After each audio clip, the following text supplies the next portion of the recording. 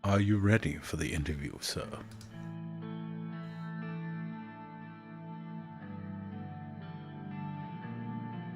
Yes? Honestly, I'm not sure if this is a good idea. Why? Don't I look ready?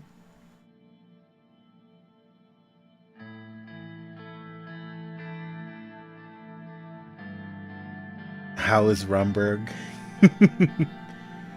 Everyone asks, how is Rumberg? No one asks, why is Rumberg?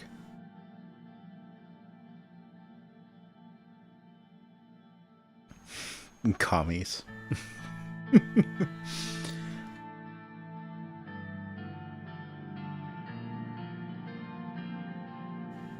Why? Don't I look ready? Of course, sir. You look great. The crew is prepared to start filming. Mr. Saka is excited to interview you. As I explained before, it would be bad press to decline this offer. They are the most prestigious interview program in the world. And they are from Coyote. The country is known for its neutrality. I don't think there will be too much pressure.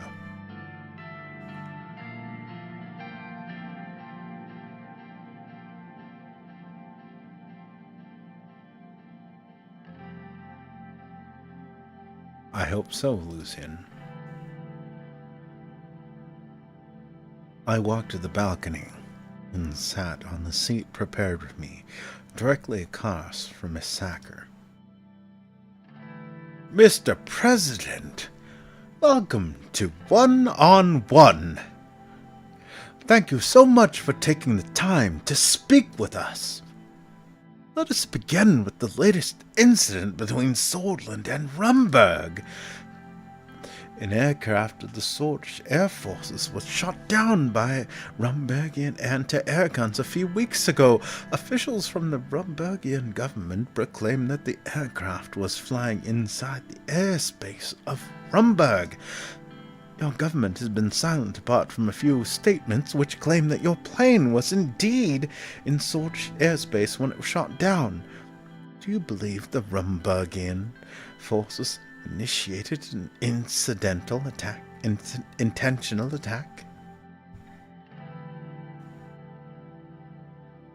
We have reason to believe that, yes. Rumberg has been increasingly aggressive over the last years. I don't want to think that they attacked us intentionally. It must have been a mistake. Is that even a question? Rumberg is a threat to the whole region. This was an act of war!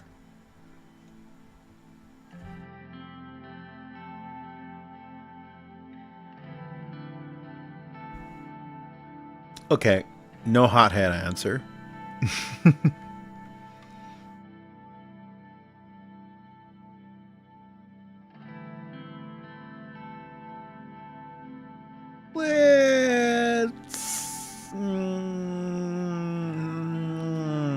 Yeah, it must have been a mistake, right? 3. 3, warmonger.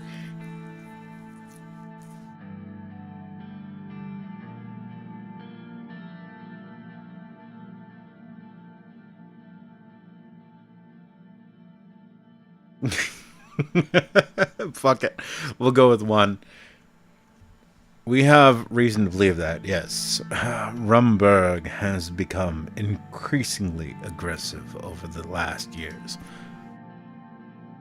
Does that mean there will be more hostilities on the horizon? I hope not. We are willing to do what it takes to avoid conflict. I can't say that for sure. We'll have to ask Queen Livingston herself. It's up to Rumberg to decide that now.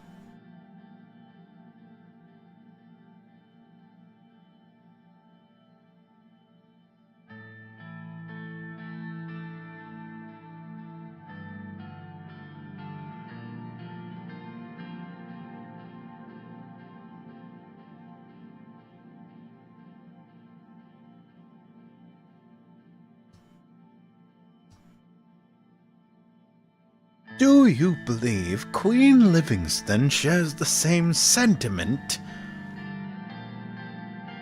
I hope she does.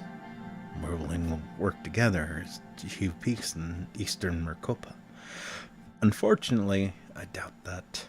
She's been increasingly hostile against our country since I took office. I can't say that for sure.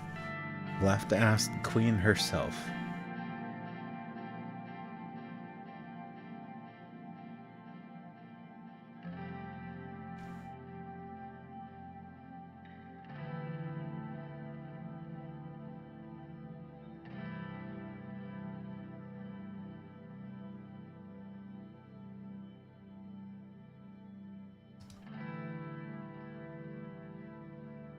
This week, the Arcasian government has condemned Rumburg for their actions against Swordland.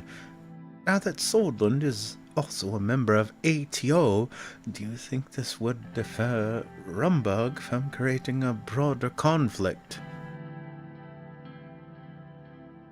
That's not even a question. Queen Beatrice is not crazy enough to go against the entirety of ATO. Yes, it will surely deter them from creating a war, but they will likely continue their harassments in other ways. I'm not sure. Rumburg sees itself as the third superpower of this world. We can't put anything past them.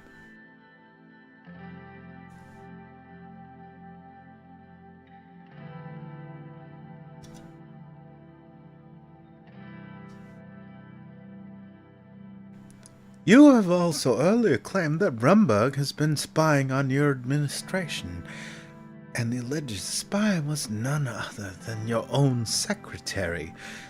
Rumburg has since denied all your claims. He stared into my eyes, awaiting a response.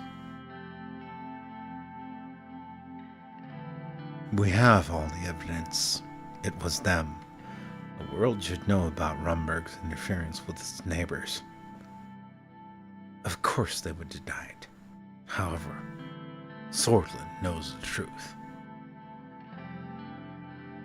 And?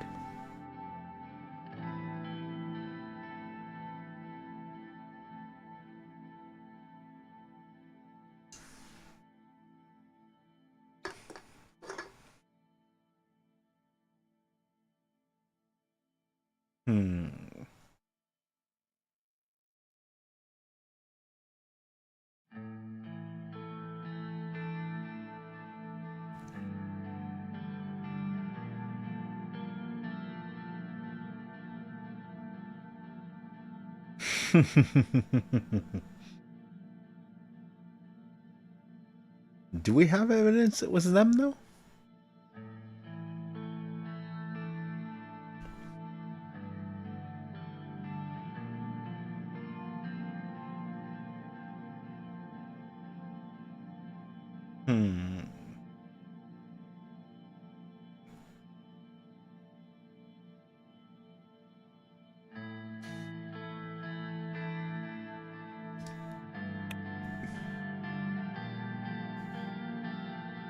This is a very serious accusation, Mr. President. To elaborate, a scandal following the alleged spy's discovery resulted in Mr. Vector leaving office. He was blamed and you appointed a new vice president. Many claim that this was just an internal political move designed to replace Mr. Vector. What do you have to say about those claims? I'm still mourning the loss of Mr. Vector. I don't appreciate you asking me such a question. He was a friend of mine. It's all nonsense. We have evidence she was working for Rumburg. Her real name was Ilana Vance. I just laughed at these baseless accusations.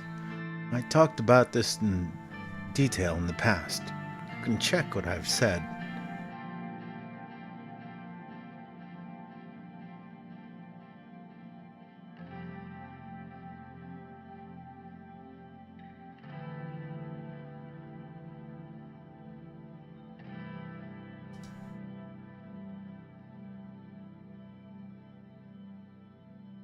Don't you think you were partly to blame? She was your secretary. It was going on right under your nose. I don't want to repeat myself here. I've already talked about this earlier. First, I'm not responsible for processing background checks. Second, I wasn't the one who hired her. To some extent, yes. All of our administration shares the responsibility for letting such a scandal take place.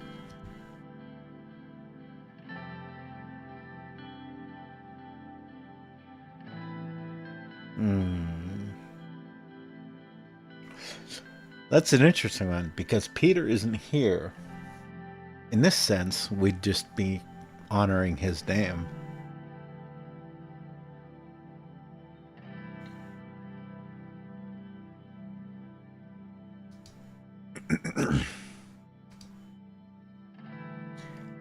He didn't look like he was satisfied by my response. He stopped for a moment and took a brief look at his papers. Okay, let's return to your foreign policy. Let's talk about the ongoing conflict around Helgeland Island. Swordland is not officially taking any sides between Agnolia and Valgsland. So far, you have refrained from making any statements about the conflict. According to reports from yesterday, the Valgslandian Navy has finally attacked the Agnolian fleet at Helgeland Island. Today, Prime Minister Van Houten confirmed the invasion. He said that Valgslandian troops have landed on the island. So, here's my question. What is Swordland's role in all this, and what will it be going forward?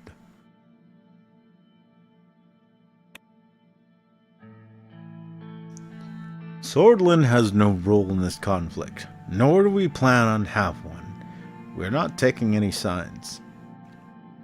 We stand with Valgsland in their rightful intervention island, so side with the commies. We stand with the people in Helgeland. We stand with the Agnolian government. So what? Like a halfway measure with the rebels? The non-commies, kind of leaning commies? Commie expats? The commies? And we're just gonna stay out of it.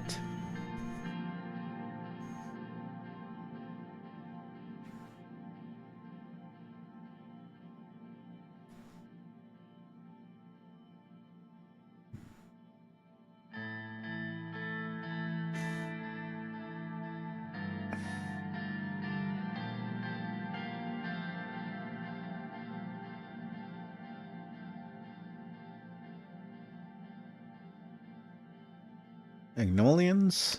That's the, yeah, that's the ones up here, right? Yep. So they're the ones that claim that they own that island.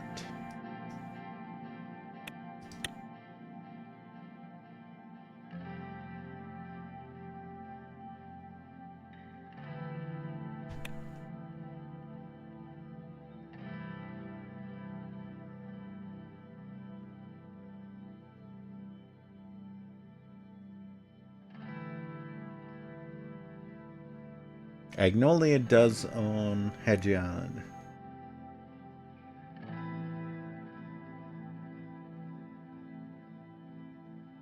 Yeah, I was about to check that. So yeah. Well, the communists want to own everything, so that sounds like a them problem.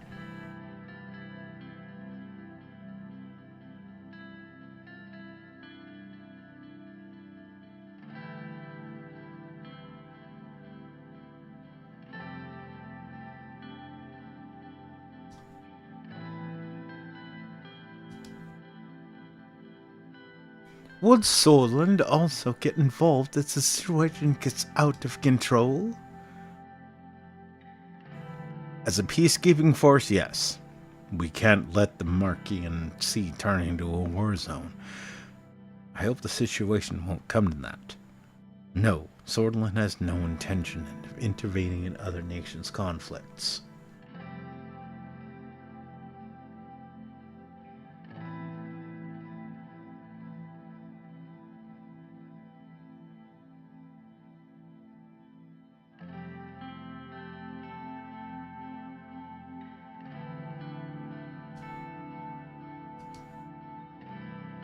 But what if it does, Mr. President? We'd only get involved as a peacekeeping force. It won't. Swordland has no intentions in intervening in other nations' conflicts.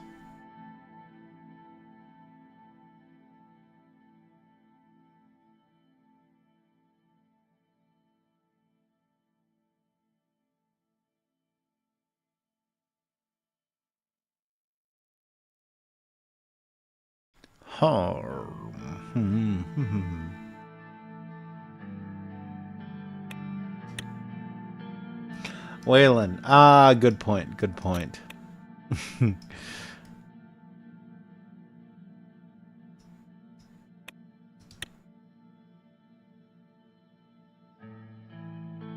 We have no intentions interfering in other nations' conflicts. Okay. Let's move on to another topic.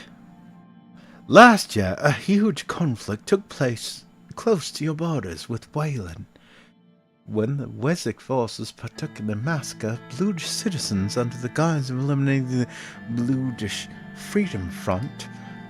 Swordland decided to watch the atrocities take place.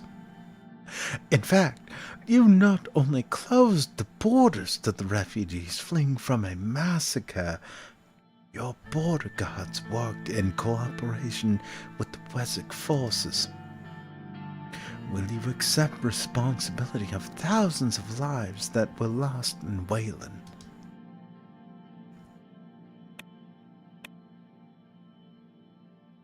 Of course not. We had nothing to do with what went on inside of Waylon.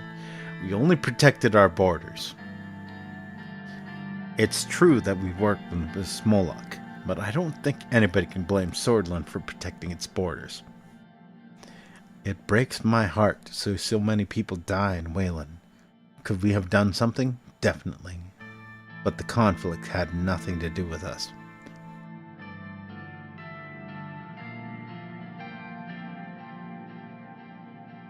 Damn. I think in order to remain consistent, we have to answer one. With nothing to do with us, we just protected our own borders. Admitting we work with him kind of opens the door. And could have we done something differently? Kind of again opens the door.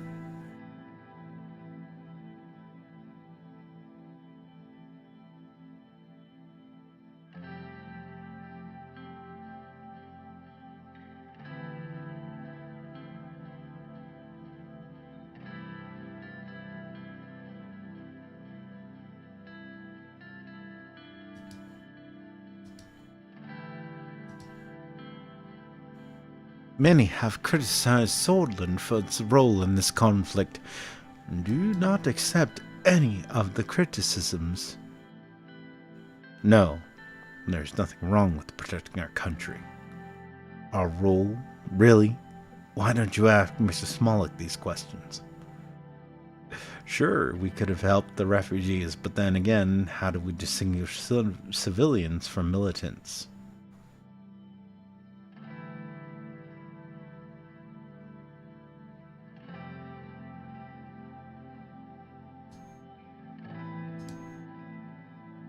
You could have... On the gesture of the director, he stopped before finishing his sentence.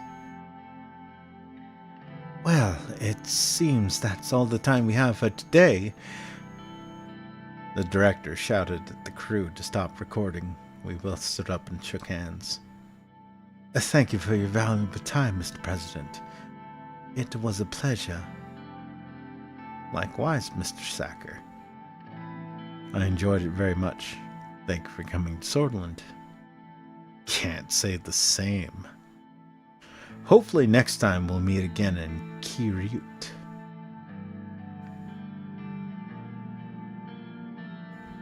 Where was Kiryut?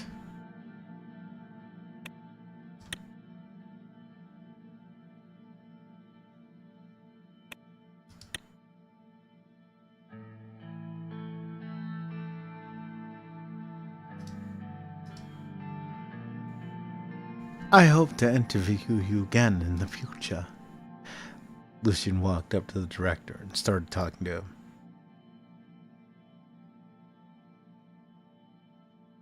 I went inside the building.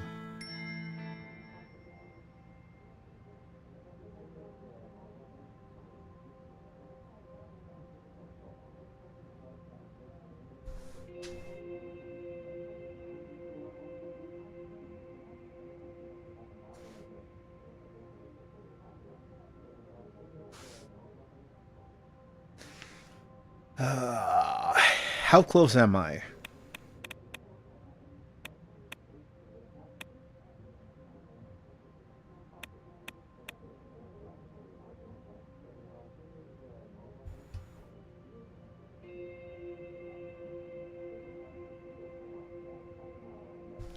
All right. Quick squid idle break. And I'm gonna DoorDash something to eat because getting fired makes me hungry.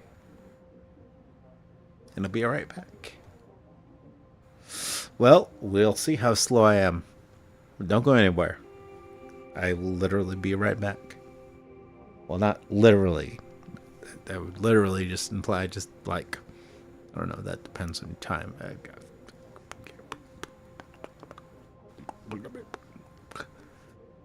Mr. President!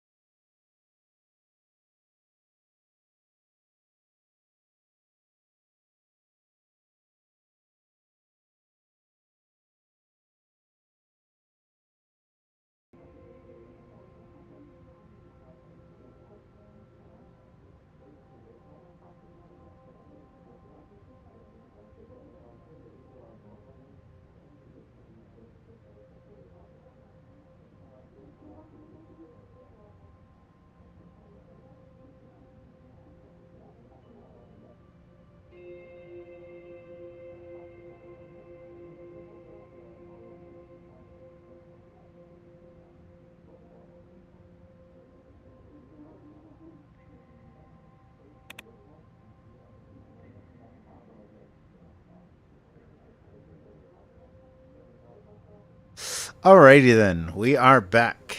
Hello, hello, hello. Like I said, DoorDash has entered. Let's see if we can get this done. Lily's graph. Okay. What's up with you, Lilius?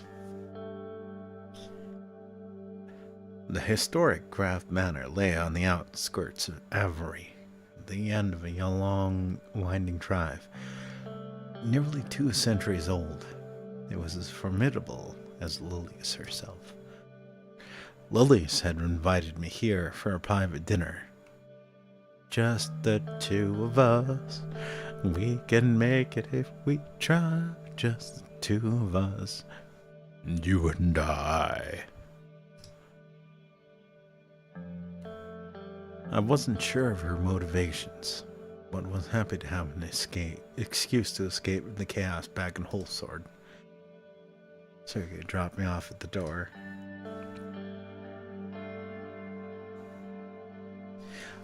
I used the heavy brass door knocker to signal my arrival. The butler answered and showed me into the parlor.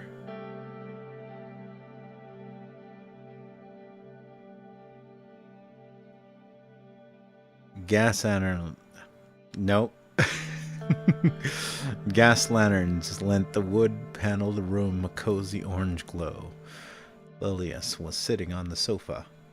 Above her hung a nearly life-size portrait of a sallow, unhappy-looking young woman in a lace ball gown.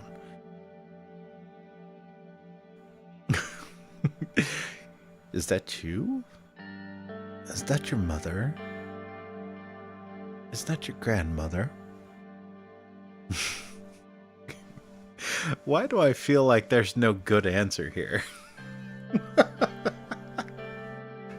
I feel like this is one of those woman traps. You should have known the correct answer to begin with. Well, there was no correct answer to begin with. What do you mean? I should have known.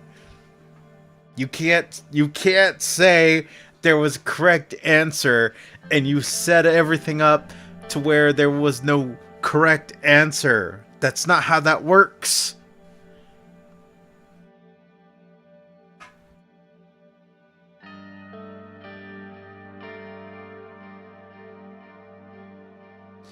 All right, let's go with the grandmother.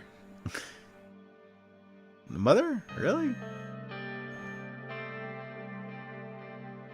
All right, let's see. Is that her mother? Tu madre.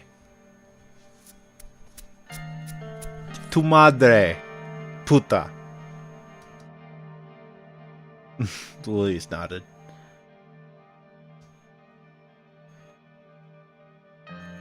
I was her only child, you know. Giving birth to me left her medically unable to conceive. My father never could forgive her for not bearing him a son. And she never forgave me. She took a measured sip of one of the 2 glasses sparkling wine she was holding and handed me the other.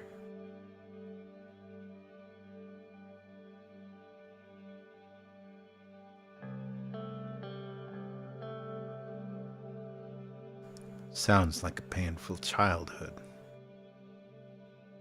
Get to the point, Lilius. Why did you invite me here?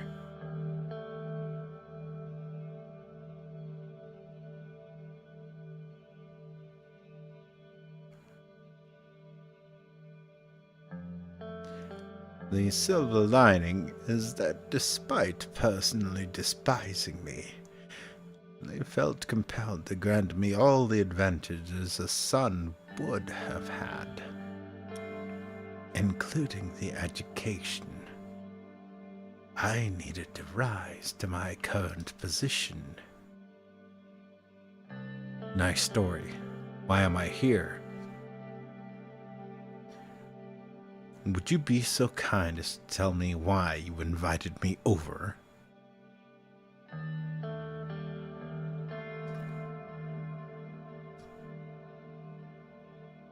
I couldn't let you go a full term without having one of my home-cooked suppers.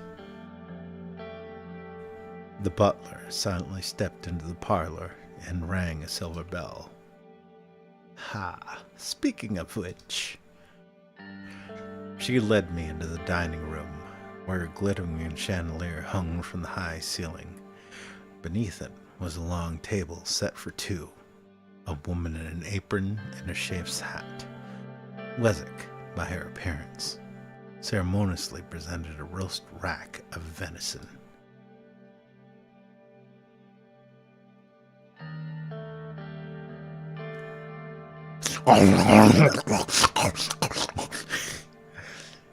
Smells delicious.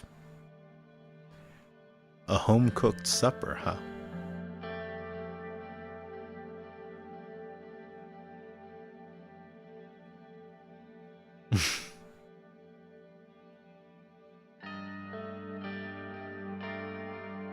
The groundskeeper shot it this morning. Lily bowed her head and said a quick prayer, then motioned for me to dig in. It was some of the best meat I'd ever had. We ate in silence for a while. Then Lilius pensively laid down her cutlery. Anton, I want you to know that I have nothing but respect for you.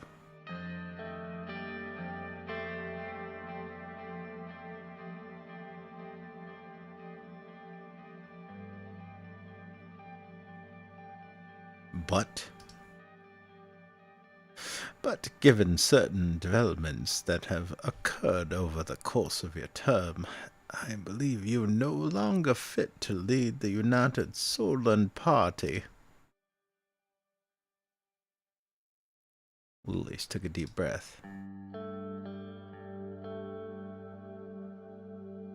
I wanted you to be the first to know that I myself will be running against you at the party congress.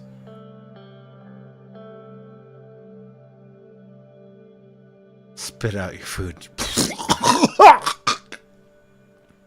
What? I forbid you from doing that. What the hell do you mean, unfit? I suspected that might happen.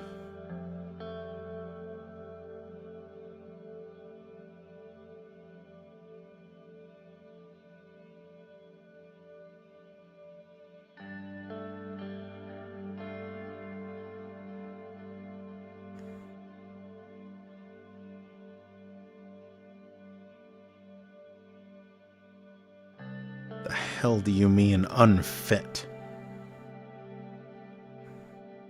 Don't play dumb with me.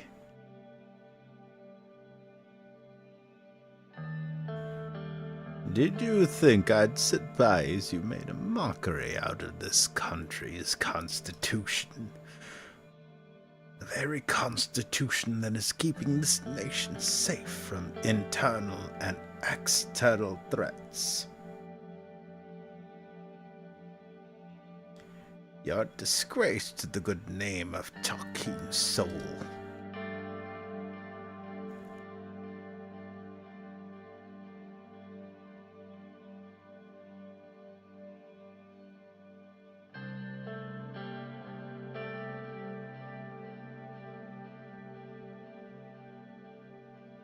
You're fired. Did you poison my food? How much money will it take for you to stay by my side? Well, I'm not into bribery, so that's out.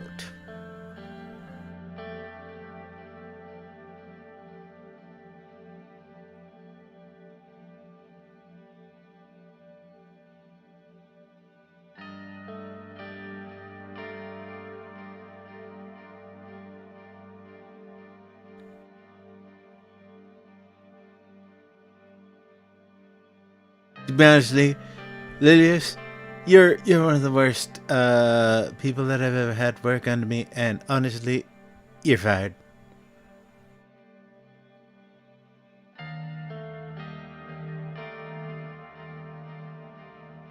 It's a little late for that. I'm doing you a courtesy tonight.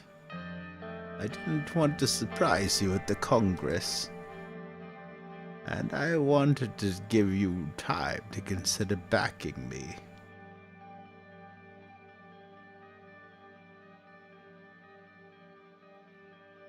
You're mad. Sorry, Lilius.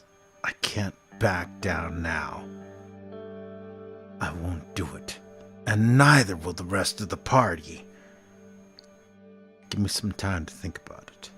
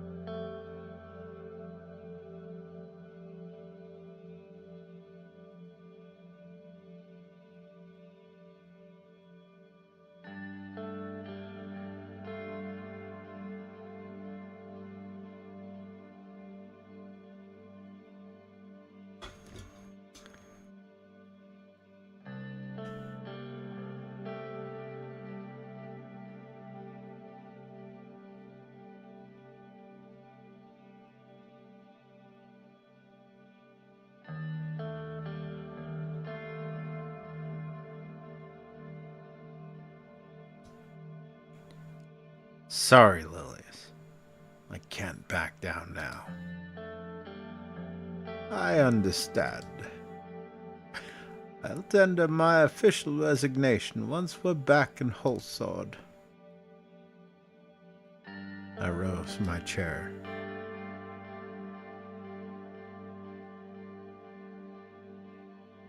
It's a shame to lose you.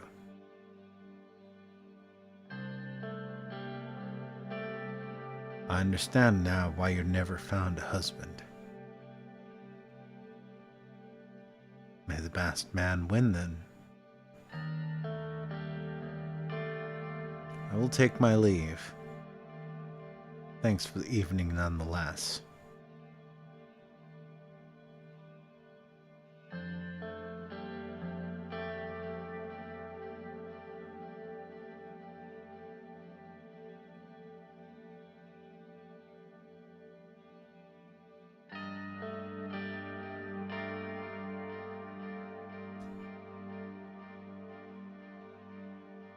I'll have the butler show you out. She stayed seated as her butler gently led me outside. As Sergei and I drove away, I looked into the rearview mirror and saw her silhouette in the doorway. So I was being challenged from within my own party. At least Lilius wouldn't pose much of a threat. Or so I hoped.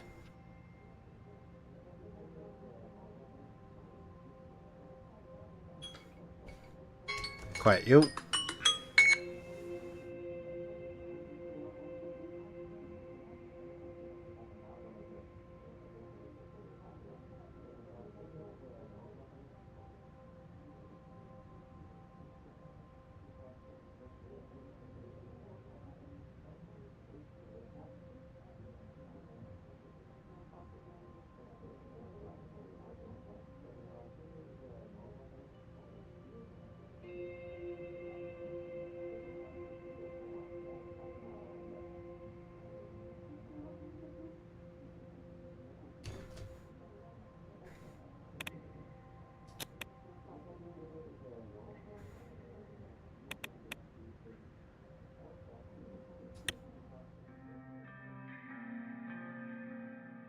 It was an unusual day for the residents of Holsword. Regularly used streets and avenues were blocked off by the military personnel.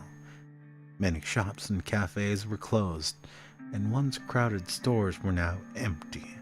Instead, thousands of residents in Holsword were concentrated in one street.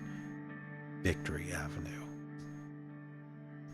Stretching out through the heart of Holsword, people on both sides of the road were waving their swordish flags proudly for the military parade. I was getting prepared to embark on my trip. It was going to be a short drive down the Victory Avenue until we reached Maroon Palace.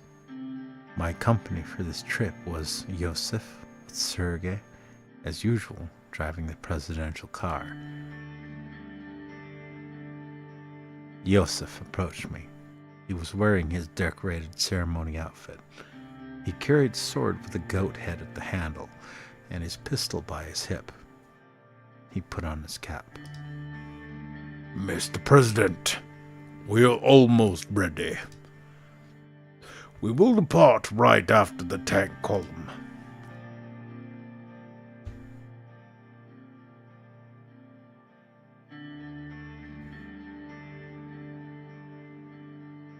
Good. Let's get this over with. Rumberg will think twice after today.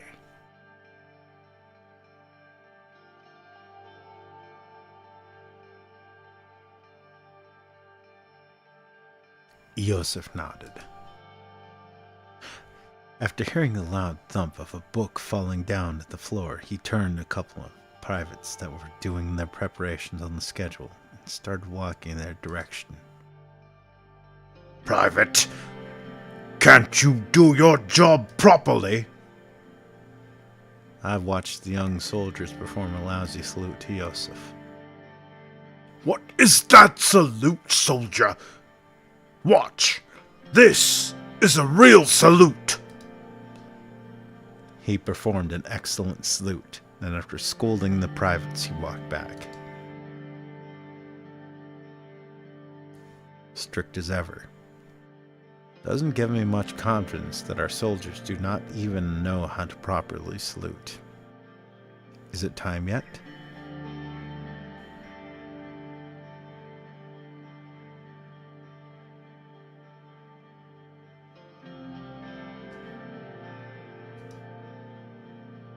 Old habits die hard. Sergei appeared from the entrance and joined us. Mr. President, Mr. Lancia. Sergei performed a salute to Yosef, which made Yosef smile under his mustache. At ease, Mr. Walkner. Are we ready to depart yet? Yes, sir. Follow me, please.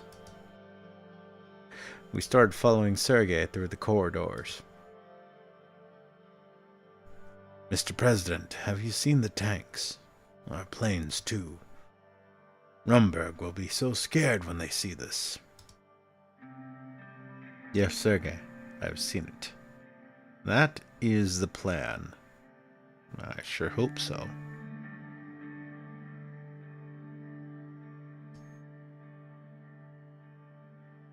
My kids were very excited to wake up today, to see the planes fly. Sergei, where did you do your military service? Mona. 7th Artillery Squadron. I still talk with many of my friends from those days. The camaraderie of military is never forgotten. I'm still in touch with my friends from basic training as well. What about you, sir? Where did you serve? All over Swordland, you know. Mr. President was under my command once. Gumran Outpost. He turned to me. Do you remember those days?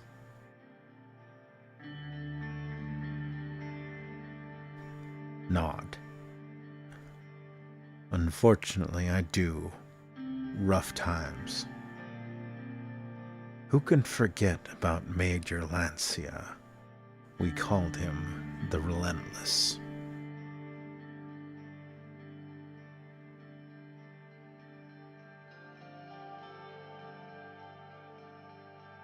Yosef let out a long laugh.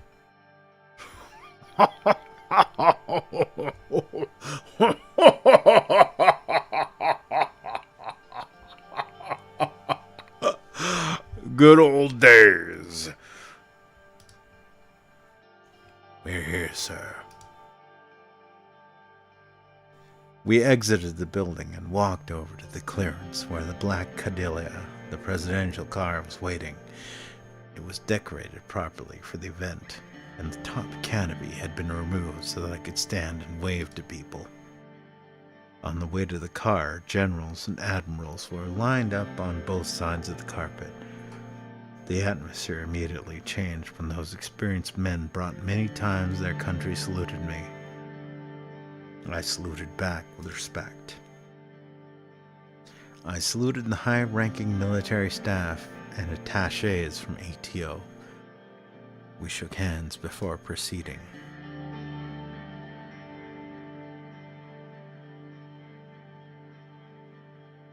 If you let the refugees slip in the beginning, you can have a big argument here.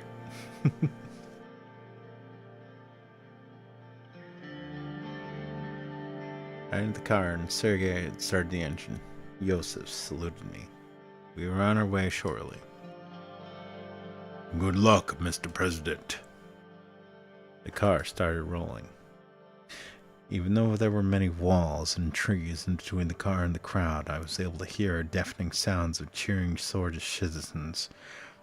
Gradually, we made our way to the starting point. A group of 10, maybe 12, latest technology S-16 fighter jets flew above our heads, and I thought that the engine sounds was going to leave me deaf. Loud footsteps of the marching soldiers were followed by loud noises coming from tank engines. Tanks came into view. They were not the most modern models, however they displayed our military might. I couldn't even finish my thought, and one of the tanks broke down and had to be towed. Ooh, embarrassing. We waited for a few minutes for the announcement. Finally, it was our turn. On both sides of the Victory Avenue, there were numerous citizens cheering my name, waving their Swedish flags. Salute. Wave. Raise your fist.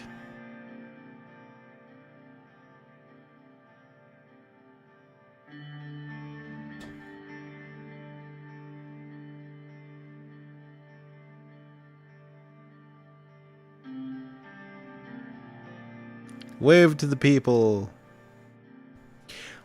Looking at the benches where the general staff was sitting at, I saw Taki Sol sitting next to General Vulcan.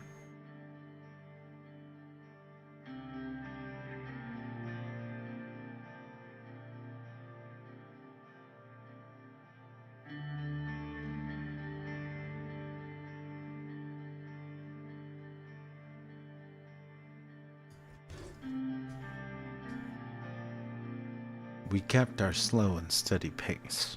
We were almost at the Artur Eswisi statue, several hundred meters away. A group of soldiers saluted me as we passed by.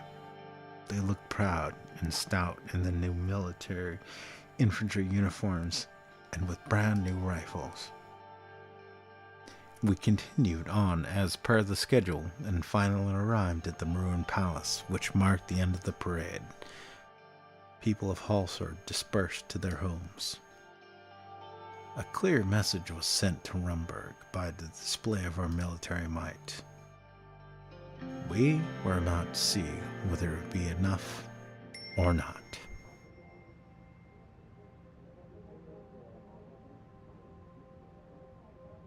Oh, oh.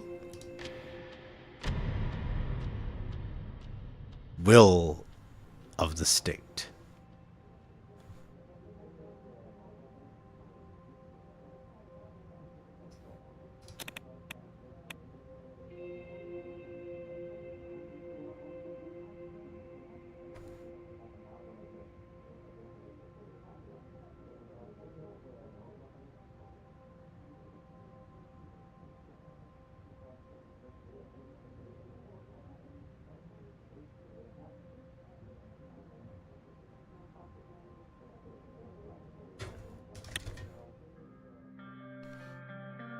Today, the management of FC Enrica had invited me to attend a pivotal football match.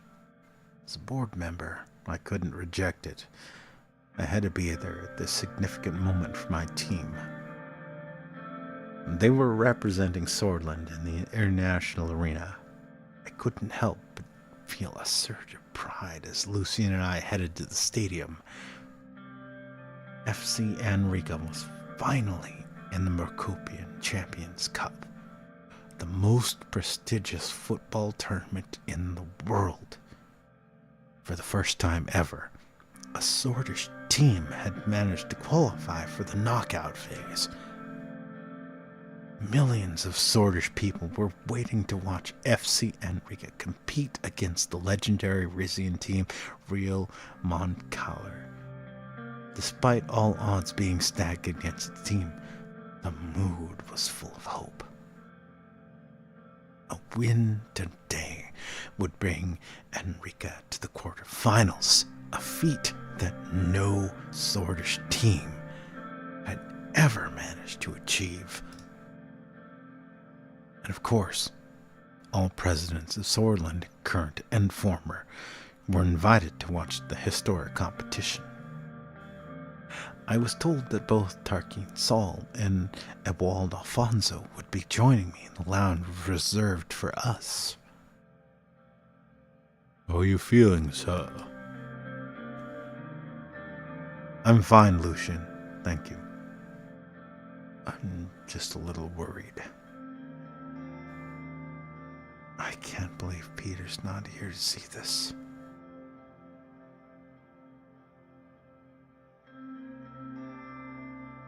Damn.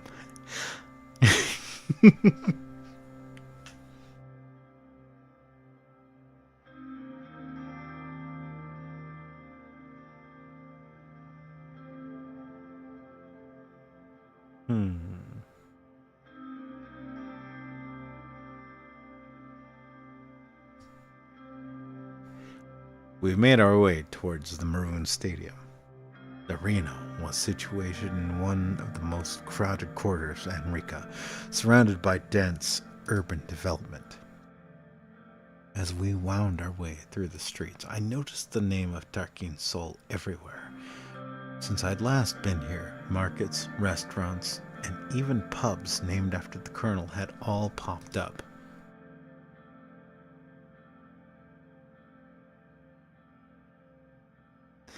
Why is Enrica so crazy about Sol all of a sudden? Am I imagining things? Or did we just pass a pub called Alcosol?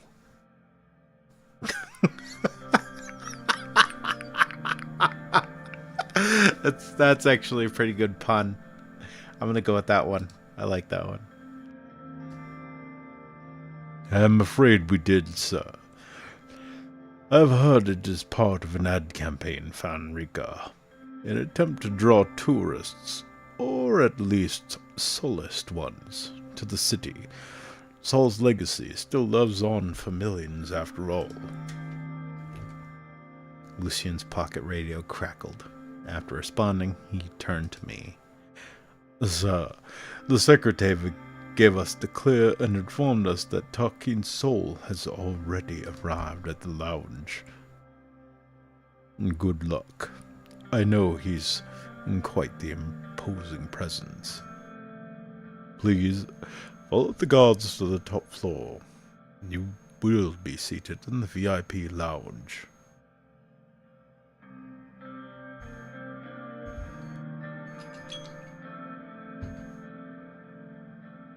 Alcosol. Alcohol. Bar. Alcohol. It's I don't know. I guess it depends on your I got it, but I can see where it might make I mean, yeah. No, that's about it. I mean, well, honestly, any bar changing its name to Alcosol, probably not gonna try and be like the deepest. They're just like, hey, Alcasol. Ha ha ha ha ha ha.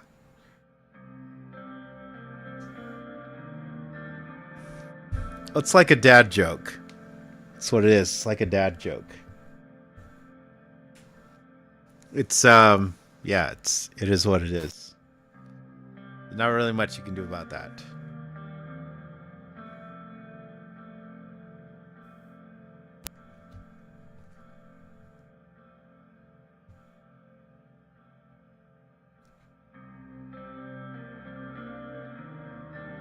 You probably want to end after the match. Really? And continue next time. Okay, well,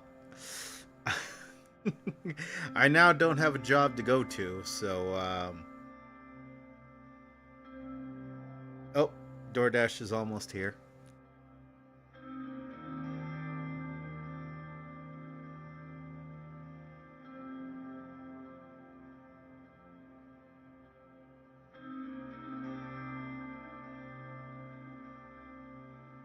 Are you sure you can't join me?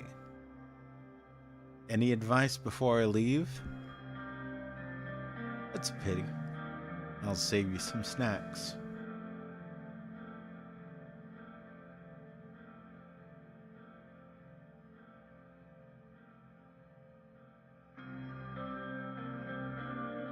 You know the guests of honor more than I do, sir. If all else fails, just focus on the match. It shouldn't be difficult. Even just the fact that you are here will surely help with our campaign image.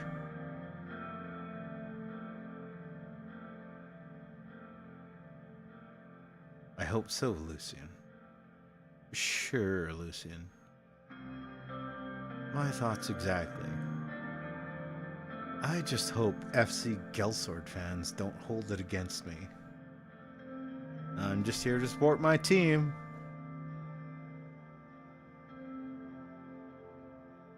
Oh, food's here. Be right back.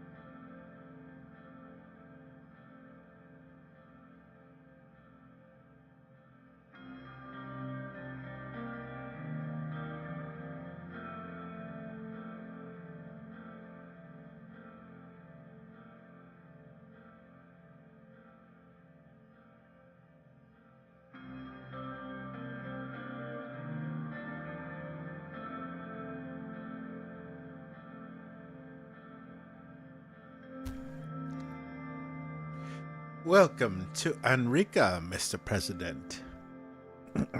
Sorry. Making sure that's all set up correctly. Test, test, test, test, test.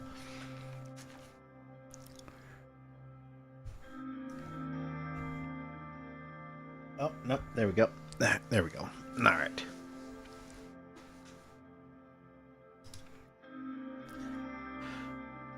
You are always welcome in Enrica, and it is great to see your support in person. Thanks for being here. This match means a lot for all of us Enricans. Another Swordland. Never before has the Swordish team reached this stage of the Mokupen Cup. It is great to be here in Enrica. I have hopes for today. This is a big achievement for Swordish football. Football? Football?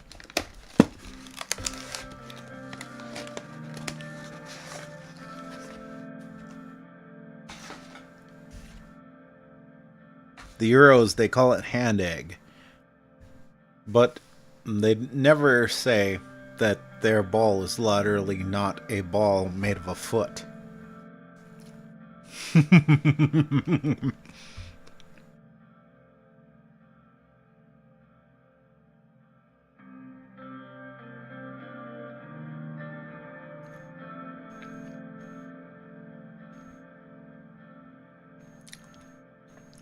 But hand egg doesn't literally involve an egg. Checkmate, Europe.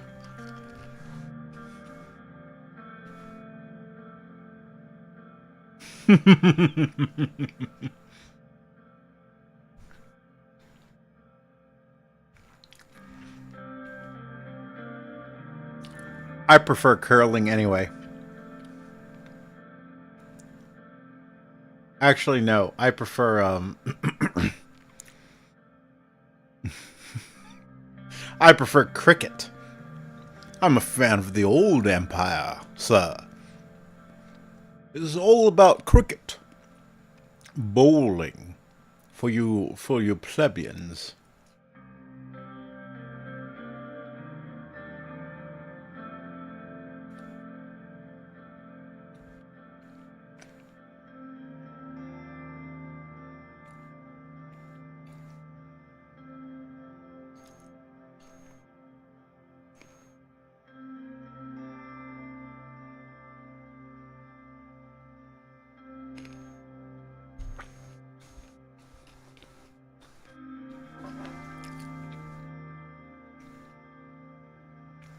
Yes, but interestingly enough, the most American and European sports. Hell, cricket is so fucking boring that even Europeans hate it. I can understand that. As an American, I'm not a fan of baseball either. Like, there are good parts to baseball, but overall, it's boring as shit.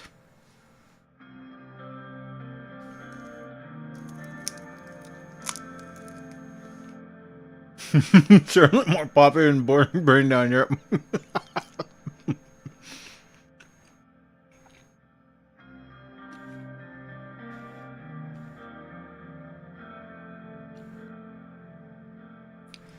I have high hopes for today. This is a big achievement for Swordish football. Football is of rapidly expanding importance in Swordland and beyond. It is good that we see the opportunity in it. The president of the club walked in, handed his gift bags full of FC Enrica merchandise, and gave a speech stressing the importance of today's match. He personally thanks me for my investment and told me that it wouldn't have been possible to transfer big names to the club without it. Nice.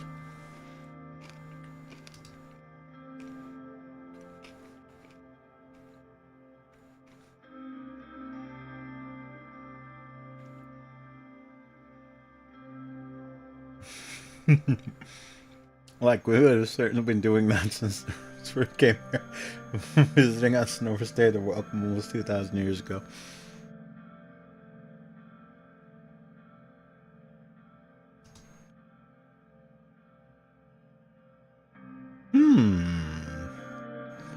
go to the locker room and go directly to the lounge.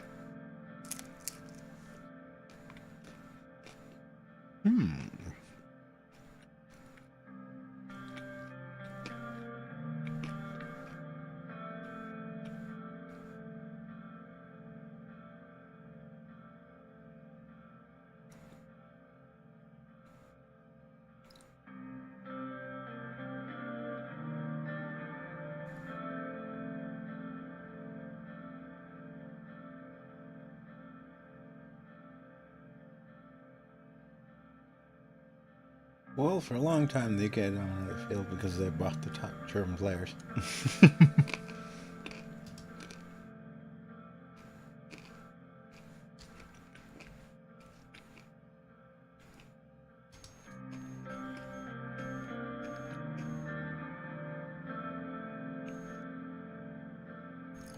The team's new manager, Jorgel Glupper, immediately came and shook my hand. He seemed to be under a large amount of stress. He introduced me to the players and invited me to give a short motivational speech.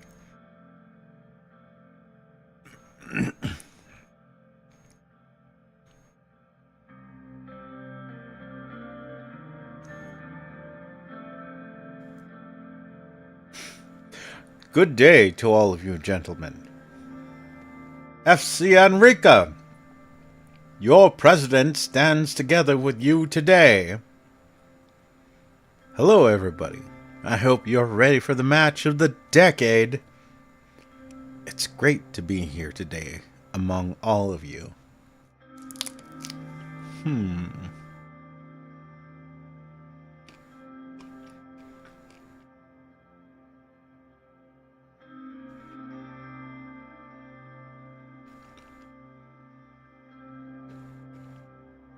That's kind of weak. I mean, if we're supposed to be giving a motivational speech, that's weak. That's weak. So 2 and 3.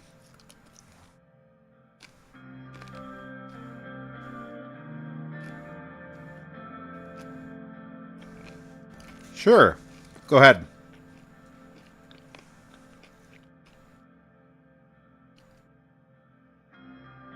Actually, let me make a guess first, and then tell me the answer.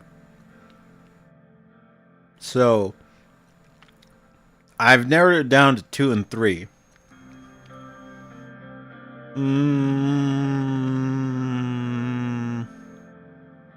I would go with 2 normally. So, what do you think?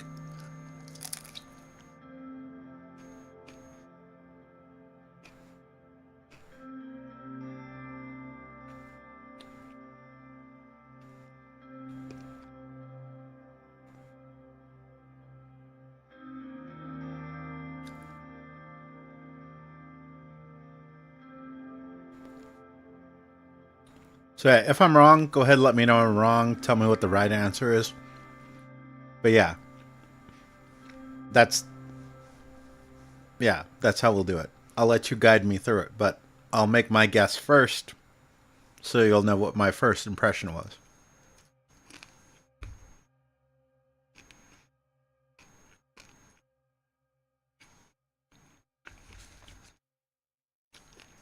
So are you saying go with 2 or not?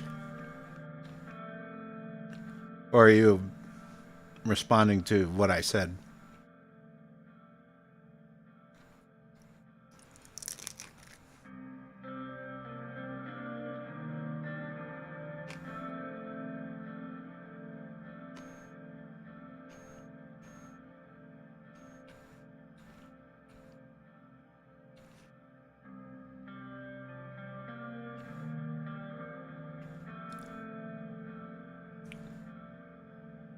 A hush fell over the room as the players leaned forward, eagerly awaiting my words. Today, we stand united on this hallowed ground, representing our nation, our flag, and the hopes of millions. Today, you have one purpose. You are here to win, to show the world the swordish spirit. And I know that you will succeed. I want you to know that millions are proud of you for reaching the stage in the Merkopen Cup. Regardless of the results, your achievements so far will not be forgotten.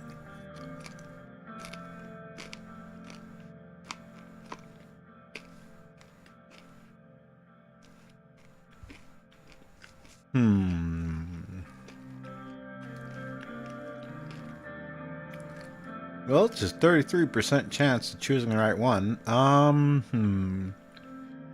the ground representing your nation, flag. You to win, sword of spirit, and then we'll succeed.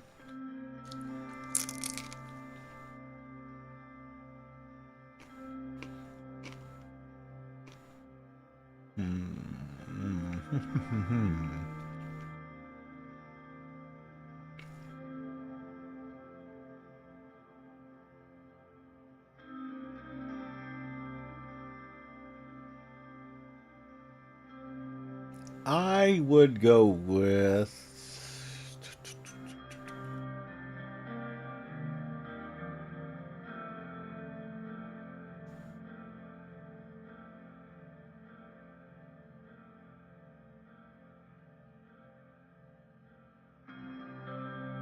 number one.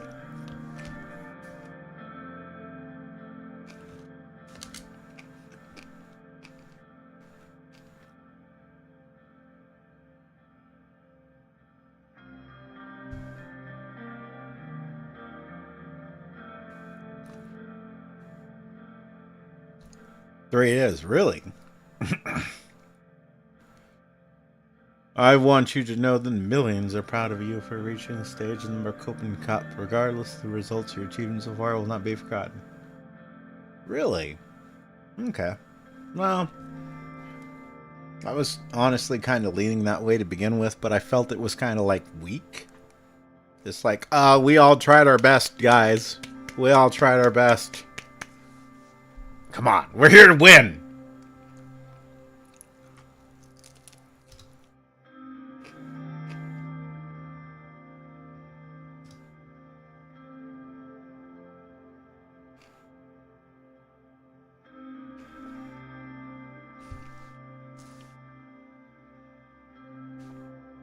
Ah, they're clearly underdogs. Okay. Well, okay. Now you're making sense. Now you're making sense. Every pass, every tackle, every goal must be executed with the utmost precision. For the eyes of the world, the swordish people are upon us. The match is far more than a game. It's an opportunity. Oh, okay. I see. So basically, we can overpressure them. We want to motivate them, but we want to make them not be like, oh my god, we're gonna fuck it all up, and it's gonna be in the eyes of the world's on us. I get it.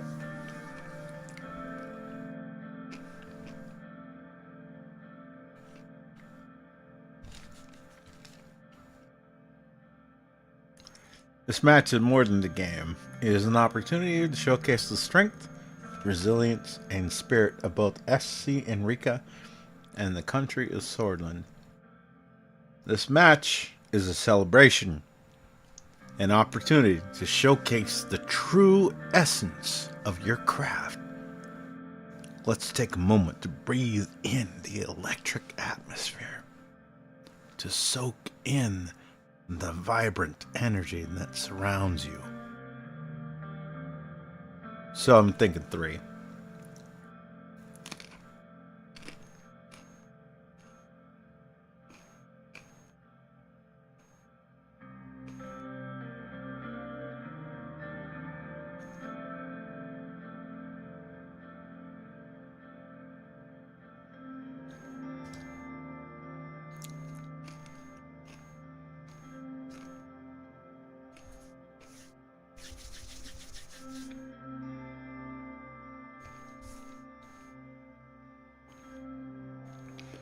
As you step onto that field, let go of any lingering doubts and embrace the sheer joy that comes with playing the game you love dearly. We must push ourselves beyond our limits, embracing discomfort and adversity as catalysts for our growth. You have inspired millions of swordsmen and women. Their hopes and dreams rest on what happens in the next 90 minutes. So 3 is definitely out because again, we don't want to overcook them. We want to motivate, but we don't want to make them nervous. Number 1 then.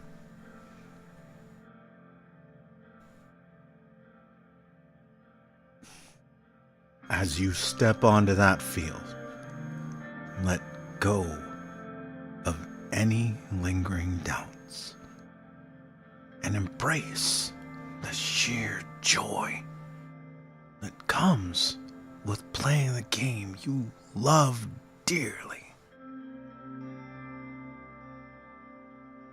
Stay on 3? They need to be pressured? Really?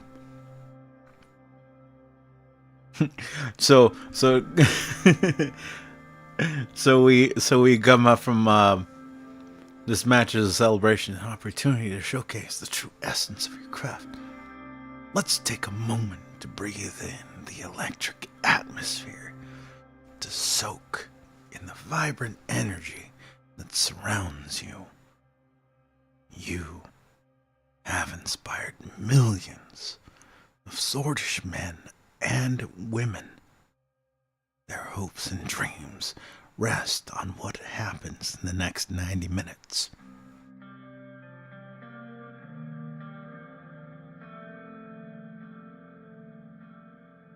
Okay, that'd be a fair enough.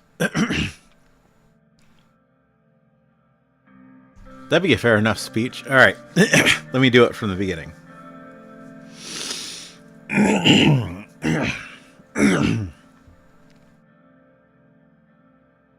FC Enrica.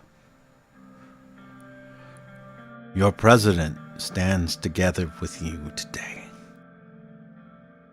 I want you to know that millions are proud of you for reaching this stage in the Broken Cup. Regardless of the results, your achievements so far will not be forgotten. This match is a celebration, an opportunity to showcase the true essence of your craft. Let's take a moment to breathe in the electric atmosphere, to soak in the vibrant energy that surrounds you. You have inspired millions of swordish men and women. Their hopes and dreams rest on what happens in the next 90 minutes.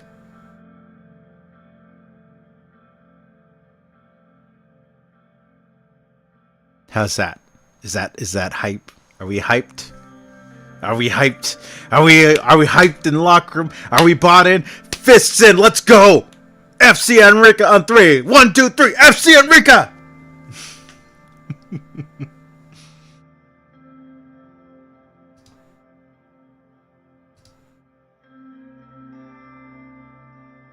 I don't want to see any regrets after the match. You've got to leave everything out there on the field. Failure is not an option, for it will reverberate through the annals of history. I implore you to dig deep within your souls, find that reservoir of untapped determination, and channel it in every fiber of your being. Remember, it's not just about the outcome, but the memories we create and the smiles we bring to the faces of our fans.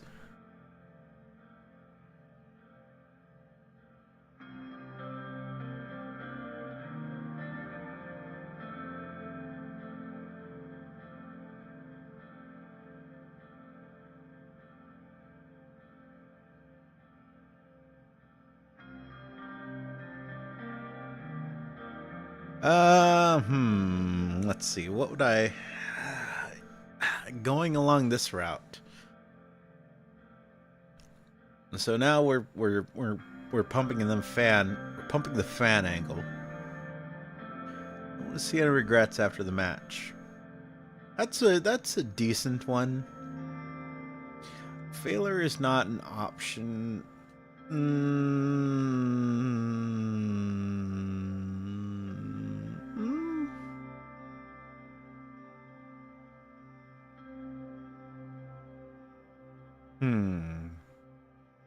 I don't know. 3 seems kind of weak. I mean, it's still going off the fan thing, but it still seems kind of weak. It's not just about who wins, but it's the friends we made along the way.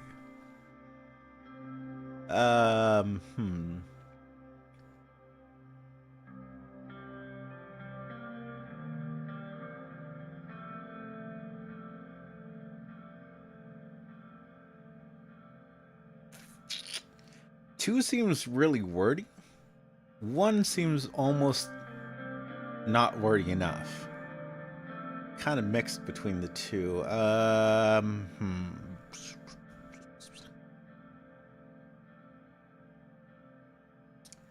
I'd go with 1. 1 would be my call. What do you think?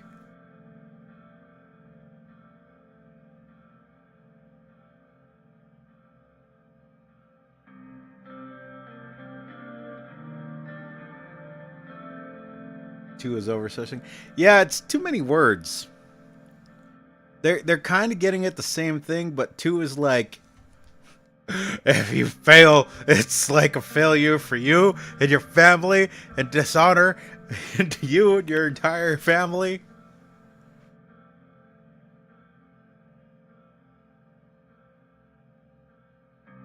I don't want to see any regrets after the match.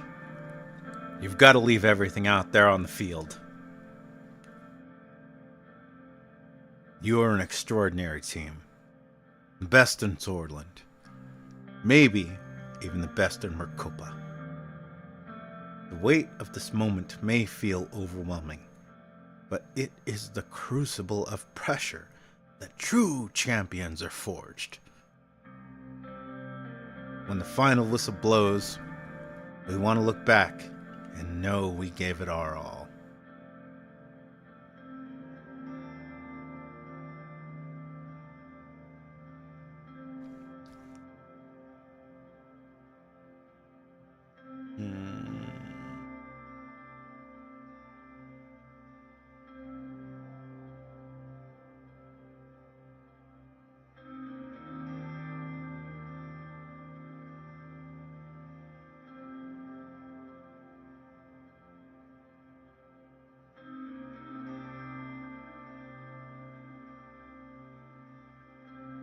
Now, this is actually a tough one, because I kind of like all 3 of these answers.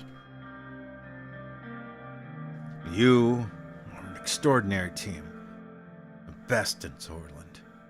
Maybe even the best in Mercopa. The weight of this moment may feel overwhelming, but it is in the crucible of pressure that true champions are forged. When the final whistle blows, we want to look back and know that we gave it our all. I think 3 is kind of edging everything else out, though. Just barely. 3, final answer.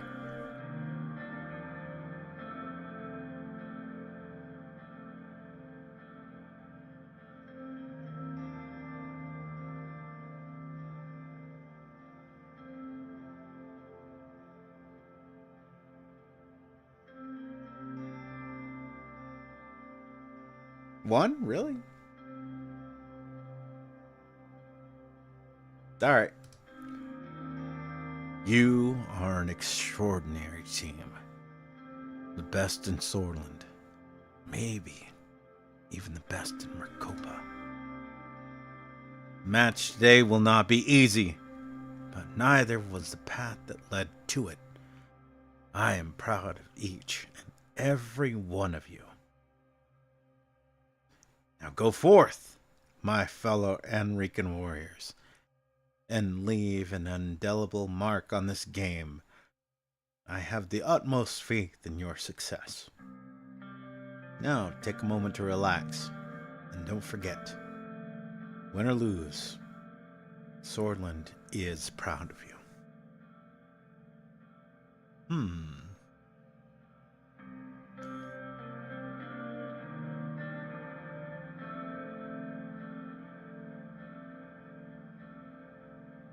So relax.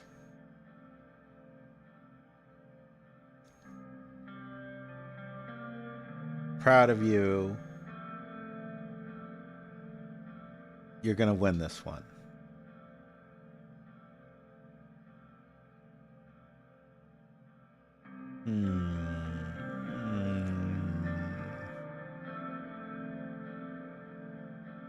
I'd say 1.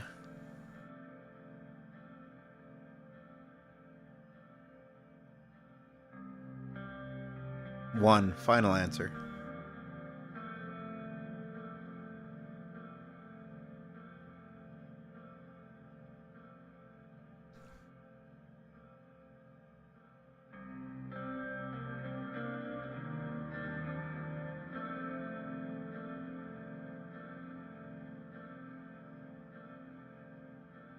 So is that 1 then?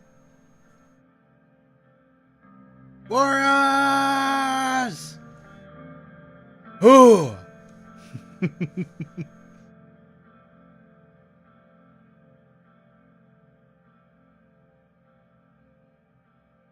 2?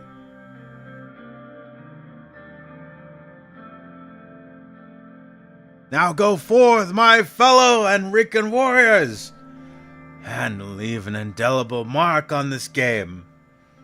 I have the utmost faith in your success. Long live the Republic, and long live Swordland. All together, eye to eye, tooth to tooth, FC Adrica! Just know this, if you fail at this stage, you'll be proving me wrong. Nobody wants that. Are we clear, gentlemen? Are you ready? Morgana Westcoar.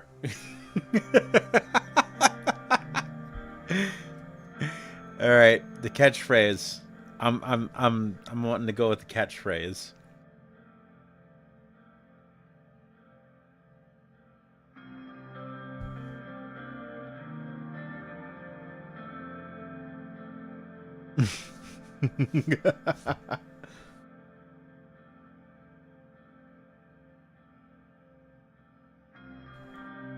All together now. Eye to eye. Tooth to tooth. FC Enrica on 3. 1, 2, 3. FC Enrica. All of them stood up and yelled, champion! FC Enrica!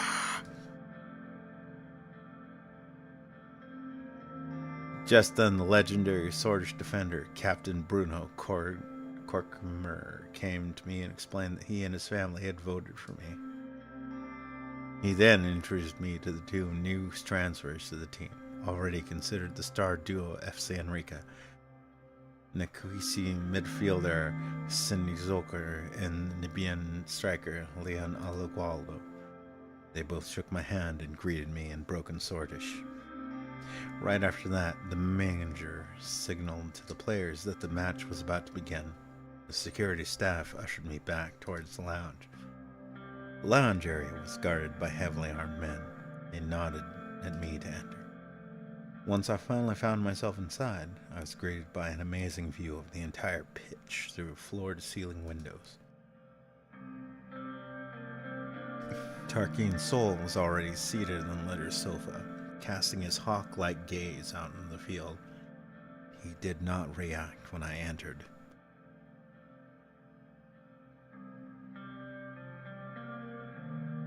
To what do we owe this pleasure, Colonel? It's good to see you here, Mr. Saul. We seem to be crossing each other's paths. on the oddest of occasions. Are you going to pretend I'm not here?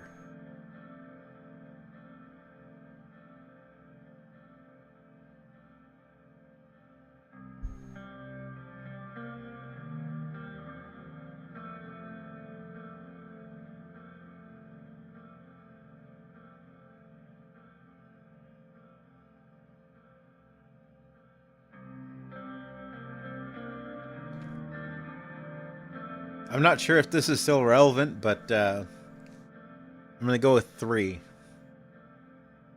We seem to be crossing each other's paths on the oddest of occasions.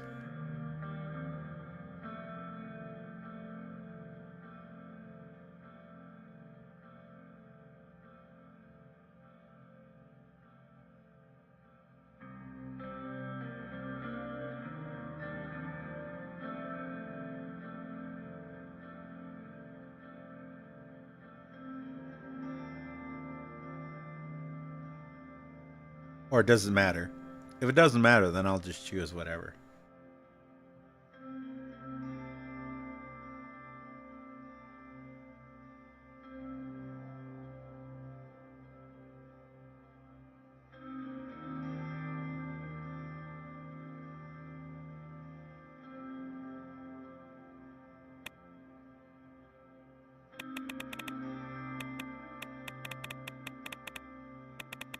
Okay, just choose whatever.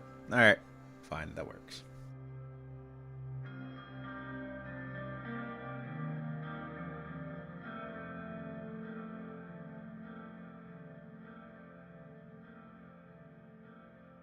Let's be polite. It's good to see you here, Mr. Saul. Darkeen Saul leaned on his cane and turned his head to look at me. Mr. Rain, I didn't hear you coming. He smiled at me and gestured at the vacant spot beside him. Please, join me.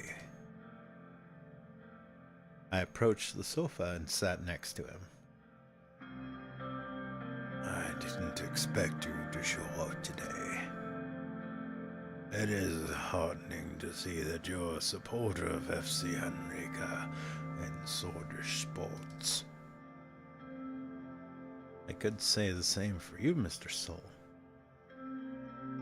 I thought you returned to your island. What are you still doing around here? I didn't know you were a football fan.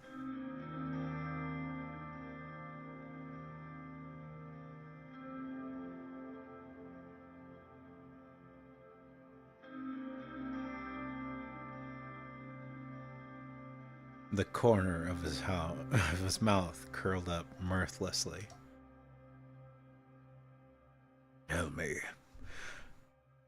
is everything faring well with your new constitution, Mr. Brain?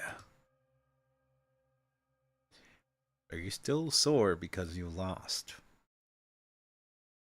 Now that we've put the 1929 Constitution behind us, things are only going to get better. There's nothing for you to worry about, Mr. Saul. I'll admit, I'm starting to doubt the effectiveness of some of my reforms.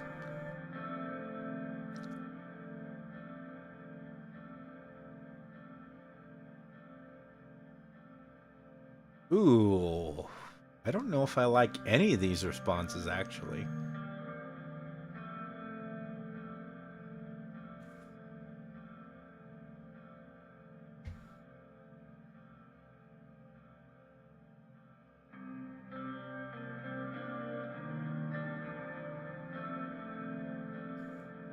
There's nothing for you to worry about, Mrs. Saul. I will decide what I worry about, Mr. Rain.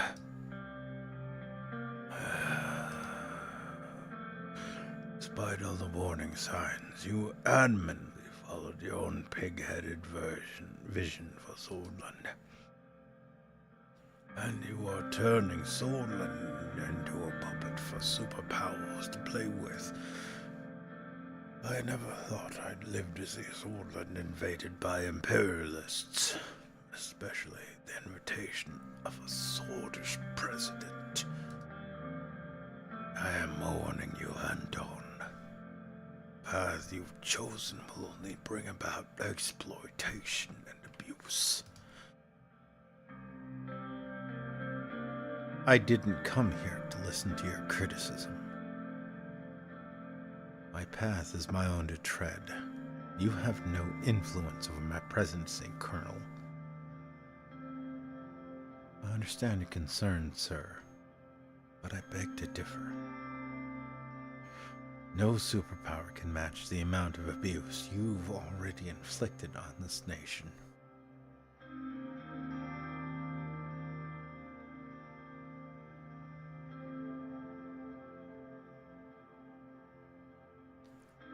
Say what you will. Deep down inside, you know I'm right. You're talking past me, not to me. You're wrong. You know what? I think I need a drink. If you don't mind, Colonel, I'd prefer to watch the match in silence.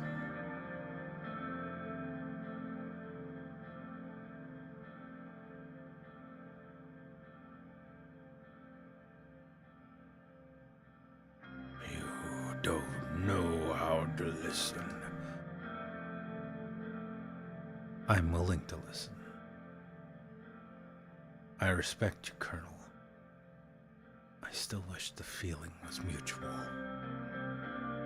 If you don't mind, Colonel, I'd prefer to watch the match in silence.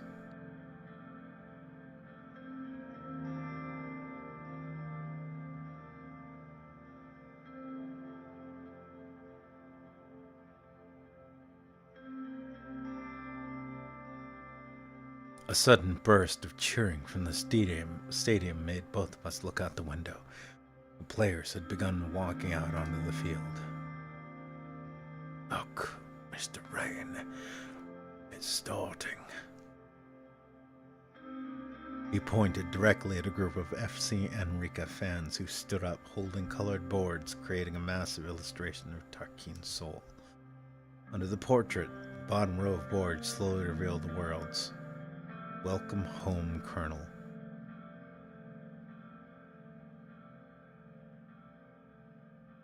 Keep watching.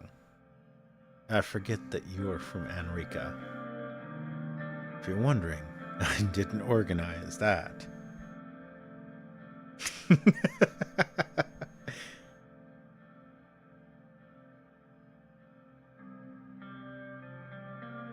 I kept watching the stadium. As if plastering my name everywhere in the city wasn't enough. I suppose I'm flattered. Another group of fans raised their boards to reveal a silhouette of the famous Hall of Warriors, a Marquian-era architectural ruin in Enrica, with Tarquin's soul in front of it. As the players of Real Montaclar lined up in the middle of the field, FC Enrica fans started chanting, "We'll eat you all for Cardinal Soul!"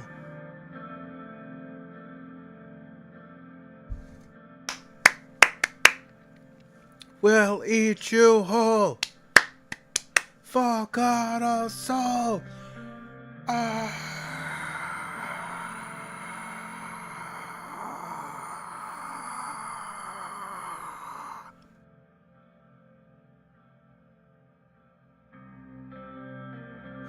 Right after the referee signaled the start of the match, the door behind us closed with a thud.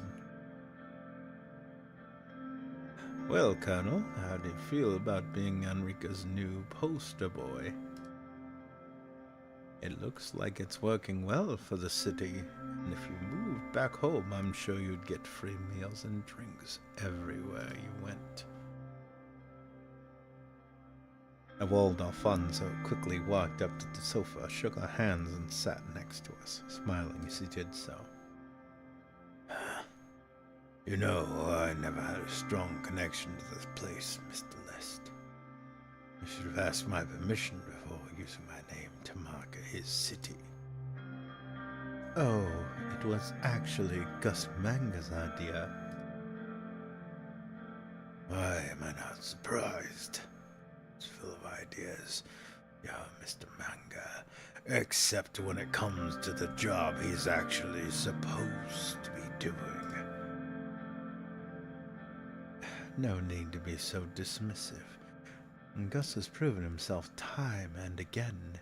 His work rejuvenated sword industries, and without him, Enrica wouldn't be the city it is today. Stay silent. I must say, Gus has been a very valuable minister of my cabinet. Honestly, working with Gus has been nothing but a disaster. What did Gus do for Enrica? Actually, Gus has been pretty valuable, so I'm gonna go with 2.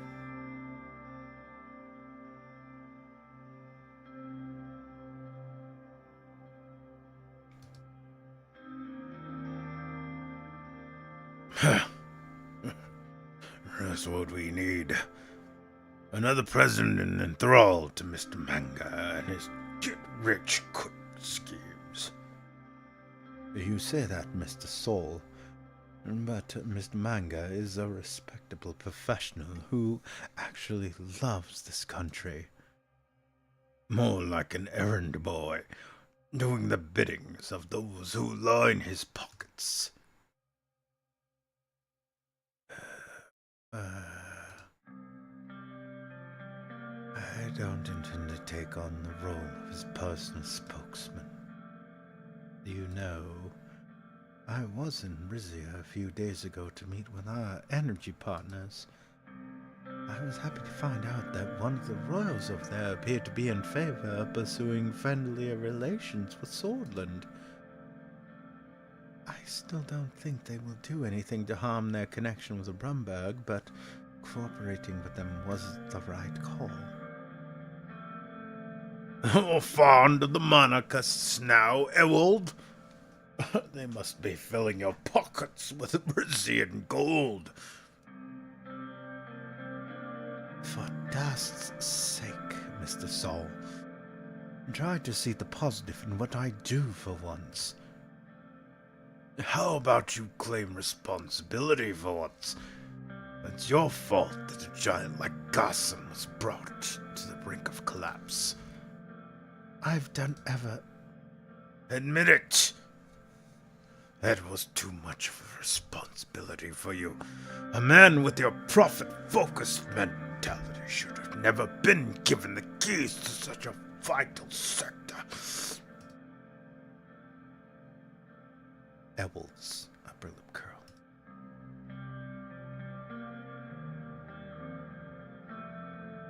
Mr. Saul is not wrong.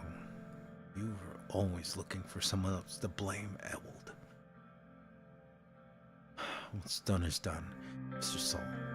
Let's not start an argument now.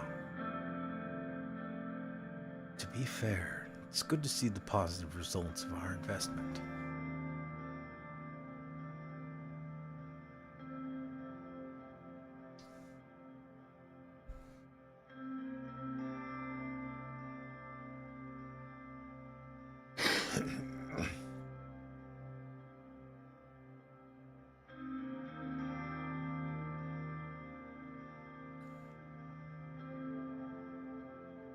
Truth behold, it was an incredible help. Just then, FC Enrica's star midfielder made a breakaway down the field. The crowd erupted into cheers as the ball was passed from player to player, each touch bringing it closer to the goal. Look, we're going to score! Too predictable. They won't make it past the other team's defense.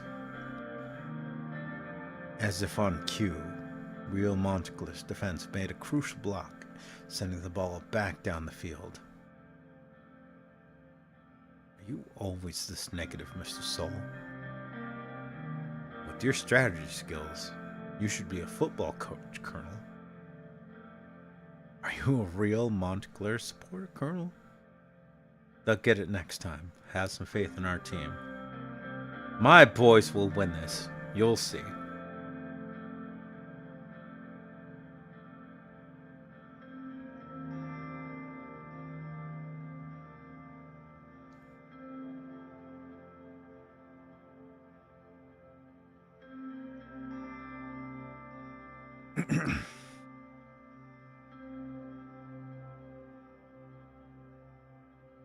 Our team.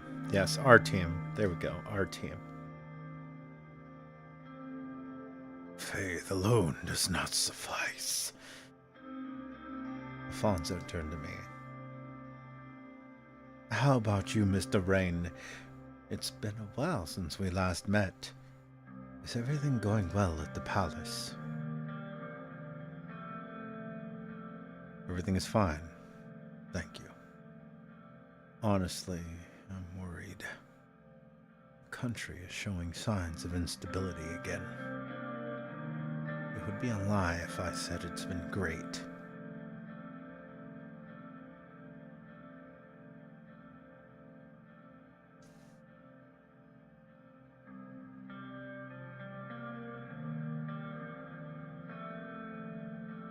I completely understand what you mean.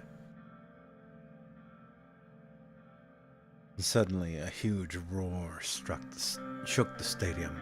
The crowd was in a frenzy as FSC Enrica finally got the ball past the dominating Rizian defenders. Considering everything that's happened in the past 4 years, you seem almost too composed and calm, Mr. Rain. Well, as president, I have to be. You know how it is, Mr. Former President. What are you saying, Mr. Alfonso? Do I really look that composed? That's good to know.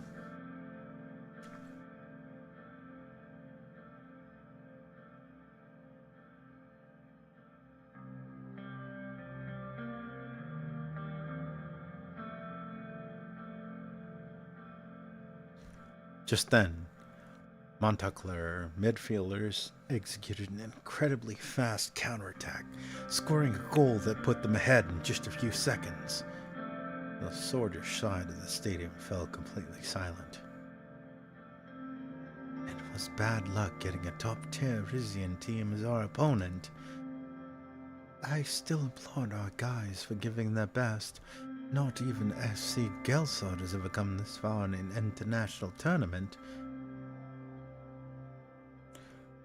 Why so bleak? It's not even halftime yet.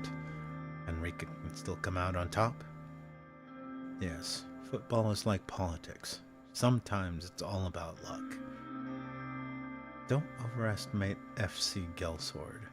We already broke their record and took the title. Times are changing. We're changing the topic.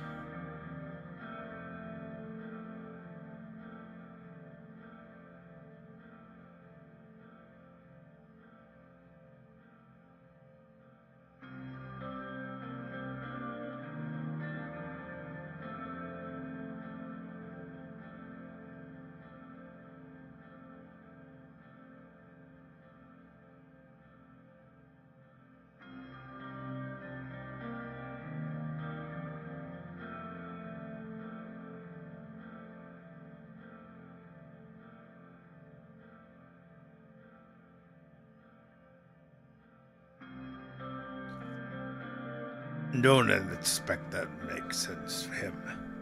You are talking to Ewald Alfonso. Sure, I'll be a punching bag for both of you today.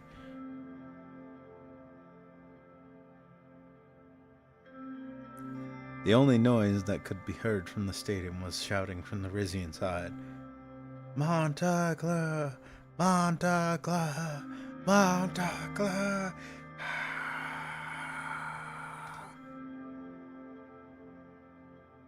All eyes were glued to the scoreboard as the new score appeared.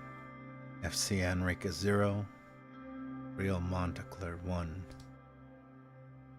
From that moment on, we turned our complete attention to the match in front of us. and the Rizian players kept dominating the field. The referee blew the whistle. It was halftime. That was rough. We heard a noise from above us. A Zeppelin was flying over the stadium with a giant poster hanging beneath it. I noticed that it was an advertisement for the Alfonso Foundation. At the center of the poster stood Old Alfonso, portrayed with a wan smile and a twinkle in his eye. In his outstretched hand, he held a whimsical compass, glowing with a soft golden light. Surrounding him were people from all walks of life and cultures. The tagline, written in elegant and uplifting typography, was prominently displayed at the bottom. Alfonso Foundation, bringing hope to those in need, one act of kindness at a time. Now you're asking for donations at a football match? How does a non-profit even afford this ad? Well, that's new. Really?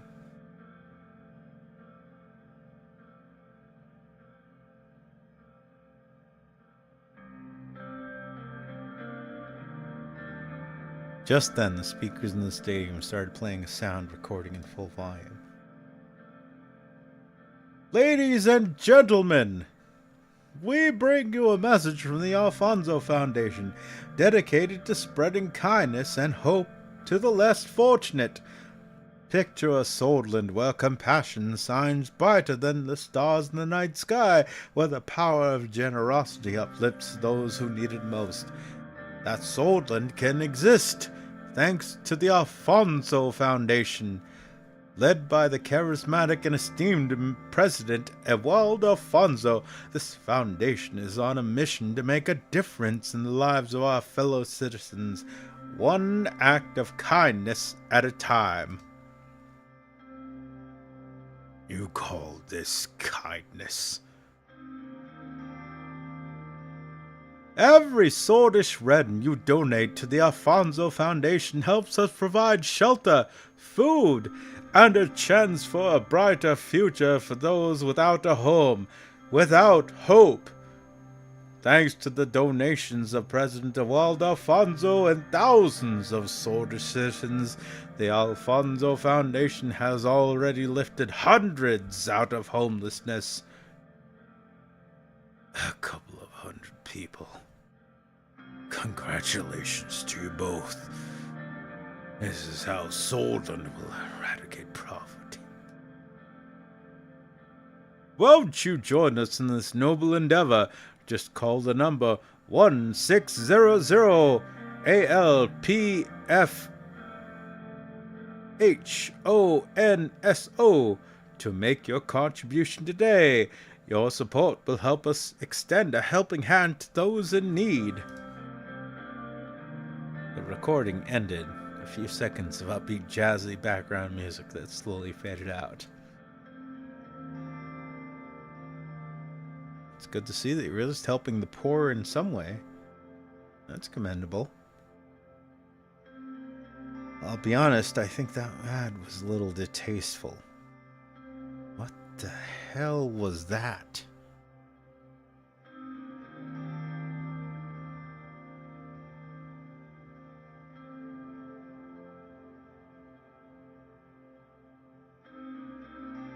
Thanks for the support. You're both mad.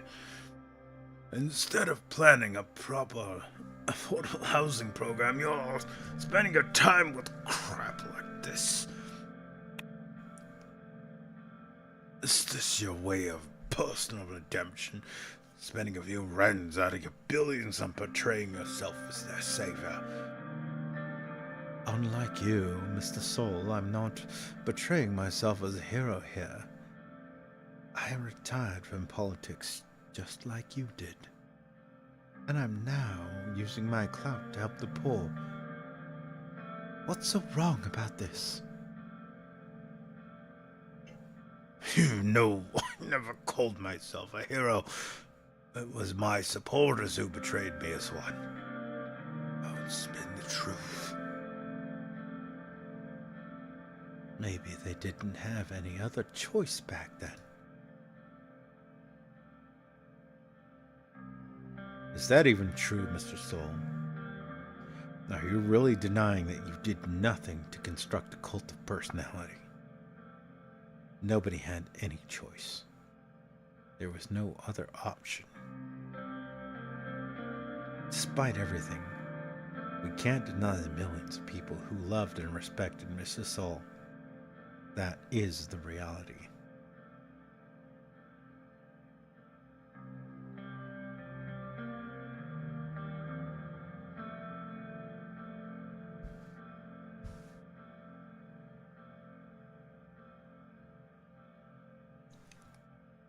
Let them talk.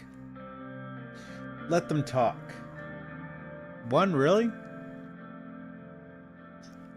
Is that even true, Mr. Soul?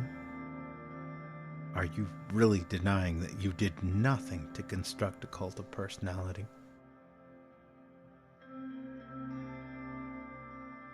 Do we really want to go after Saul?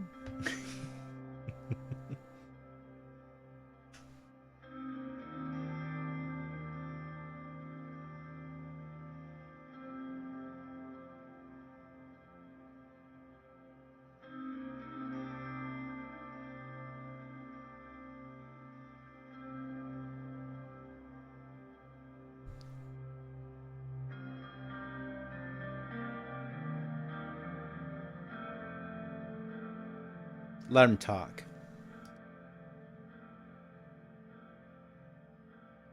Are you still sore about the party giving a hard time after I left? Admit it, Walt. You never could accept being a less popular leader. You hated living under the shadow of what I built. It is true. I did hate working inside your shadow empire, but I succeeded in dismantling a lot of those obstacles you laid out for me that opened the way for reforms. But you never let the party go free. So it was I who controlled what you should never remember. I was behind every problem you faced within USP. No, you really believe that?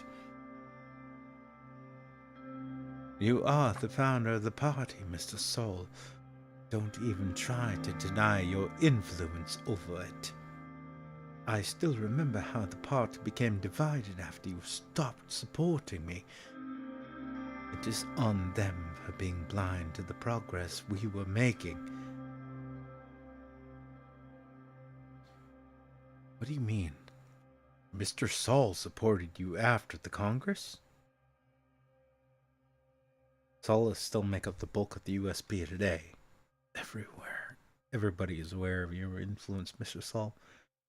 Gentlemen, why don't we calm down a little? We are here to watch football. Don't comment.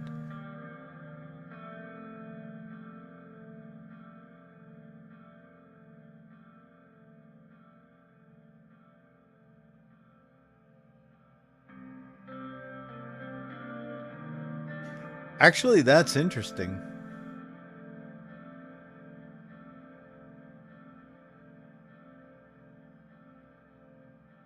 What do you mean?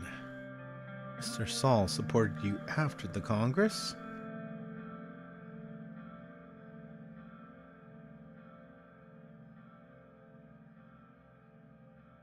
Is that a mistranslation?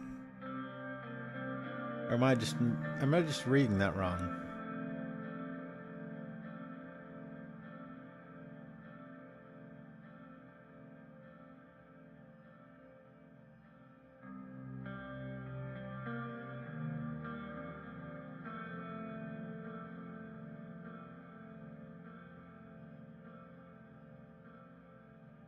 I'm confused at what number 1 is supposed to mean. I kind of want to see what it does.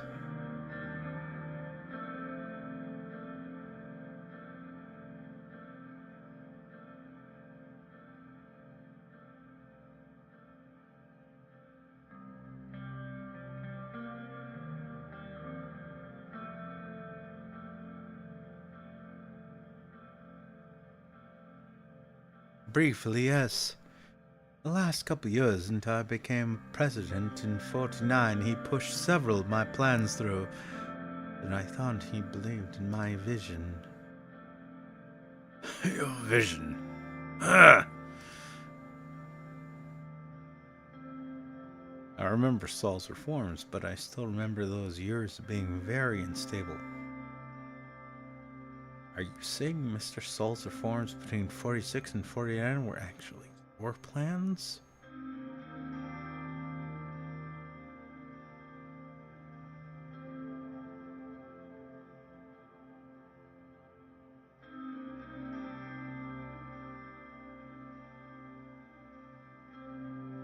But it was all to get credit for initiating the reforms, wasn't it? That was the only way to serve Saulism for you. You were already voted out by your own followers, and your term was ending in a few years. You couldn't afford to go against the current. Being ungrateful, Edward. I agreed to reforms to help smooth the transition of power. I did not believe in your vision, and I truly wish for your success. For the sake of Solland.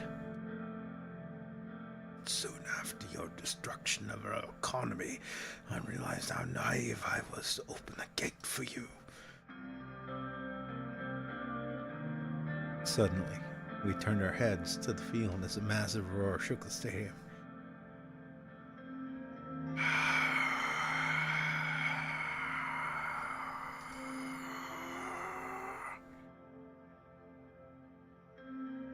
The second half was already in full swing, and Enrican players were aggressively attacking, weaving in and out of defenders with speed. Suddenly, the ball was passed to the famous swordfish striker, Guns Ladder, who was in front of the goal. I noticed Saul shifting in his seat. His gaze suddenly locked on the field. The shortish crowd went crazy as Ladder's powerful shot brought the ball to the back of the Rizian net. Yes! Evil jumped from his seat. Enrican fans dominated the stadium as the scoreboard was replaced with the new score. FC Enrica 1, Real Montclair 1. That was a great comeback. We could still make it. You should have more faith in our Swordfish players. Exactly. We can be underdogs here, but we cannot let the Rizians intimidate us. To be fair, nobody here cares. Do not comment.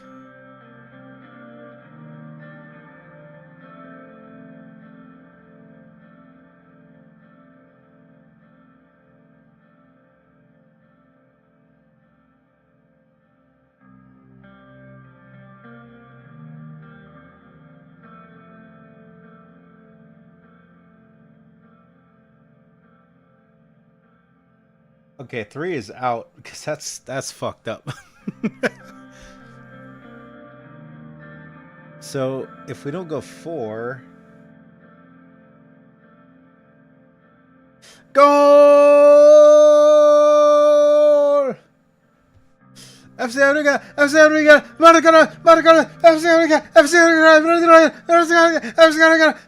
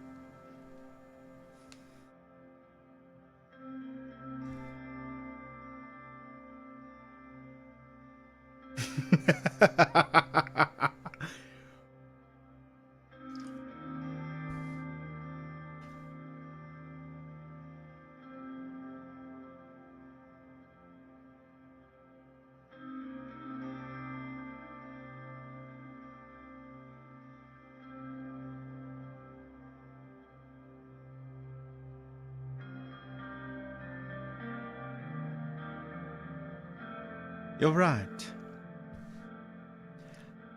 As the last minutes of the match kicked in, we found ourselves falling more and more silent. The excitement in the stadium reached a fever pitch as the Brazilian striker dribbled the ball past two defenders and took a shot at the goal. The crowd held its breath as the ball sailed through the air, but the Enrican goalkeeper made a miraculous save. Damn, that was close.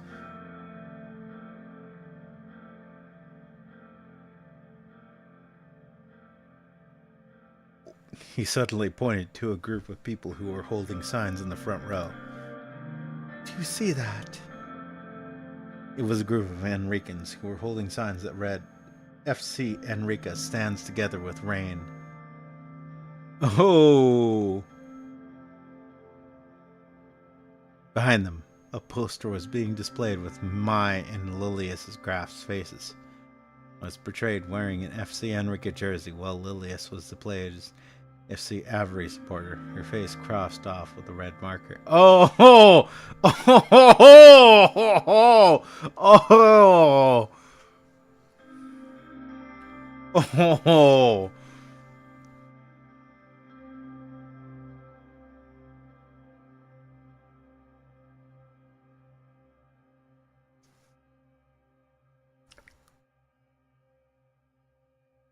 Looks like FC Enrica fans are really into politics. It's good that they're embracing you. Right. At least that's going good for me. Of course they would. Honestly, I couldn't care less.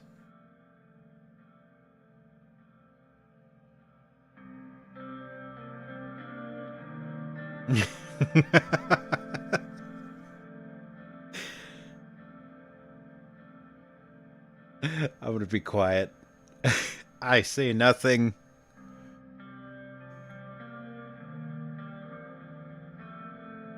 Suddenly, a wave of shouting made us focus back on the field.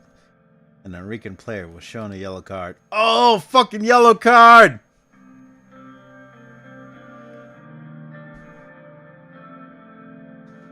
Attempting to make its case to the referee is still being shown the yellow card.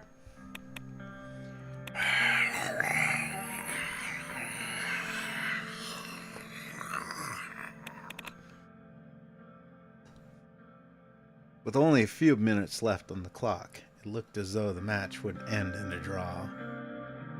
But suddenly, everything changed. Namibian star striker Leon L. Agualdo dribbled expertly towards the goal and effortlessly scored a goal from an incredible distance as Brazilian defenders watched him in shock. Yes! I noticed that Takian's soul shifted in his seat and a large smile appeared in his face. One that I'd never seen before.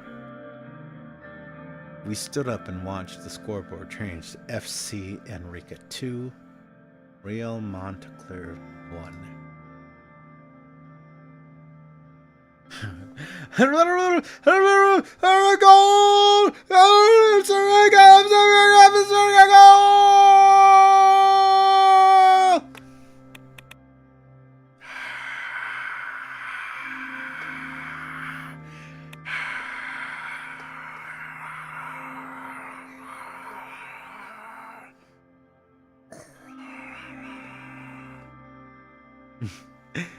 The sword side broke into massive applause as the referee blew the final whistle.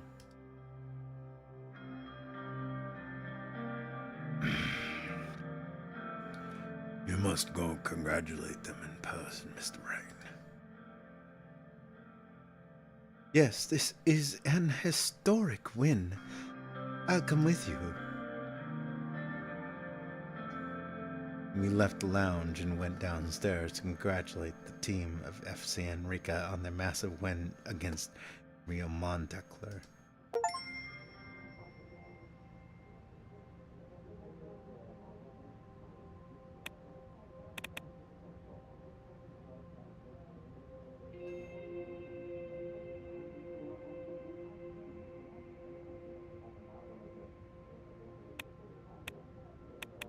So we agreed. Save the rest of the game for tomorrow, right?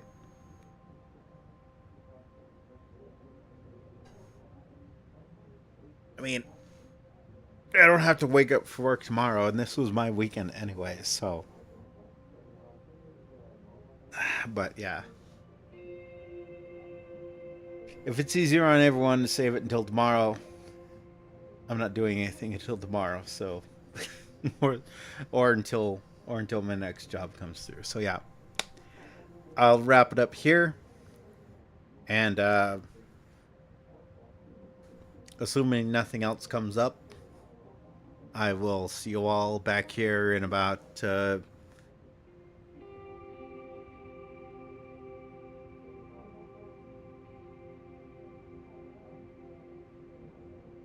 19 or so hours, something like that. Yeah, about 19 hours. But yes, FC Enrica, FC Enrica, FC Enrica, FC Enrica, FC Enrica, FC Enrica, FC Enrica, FC Enrica, FC Enrica, goal!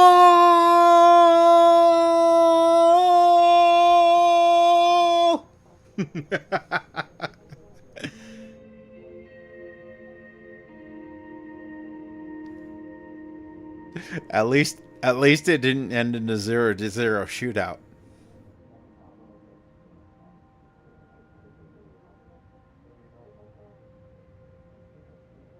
Well, you know the usual outro. I'll see y'all out there and take her easy. Whatever you do.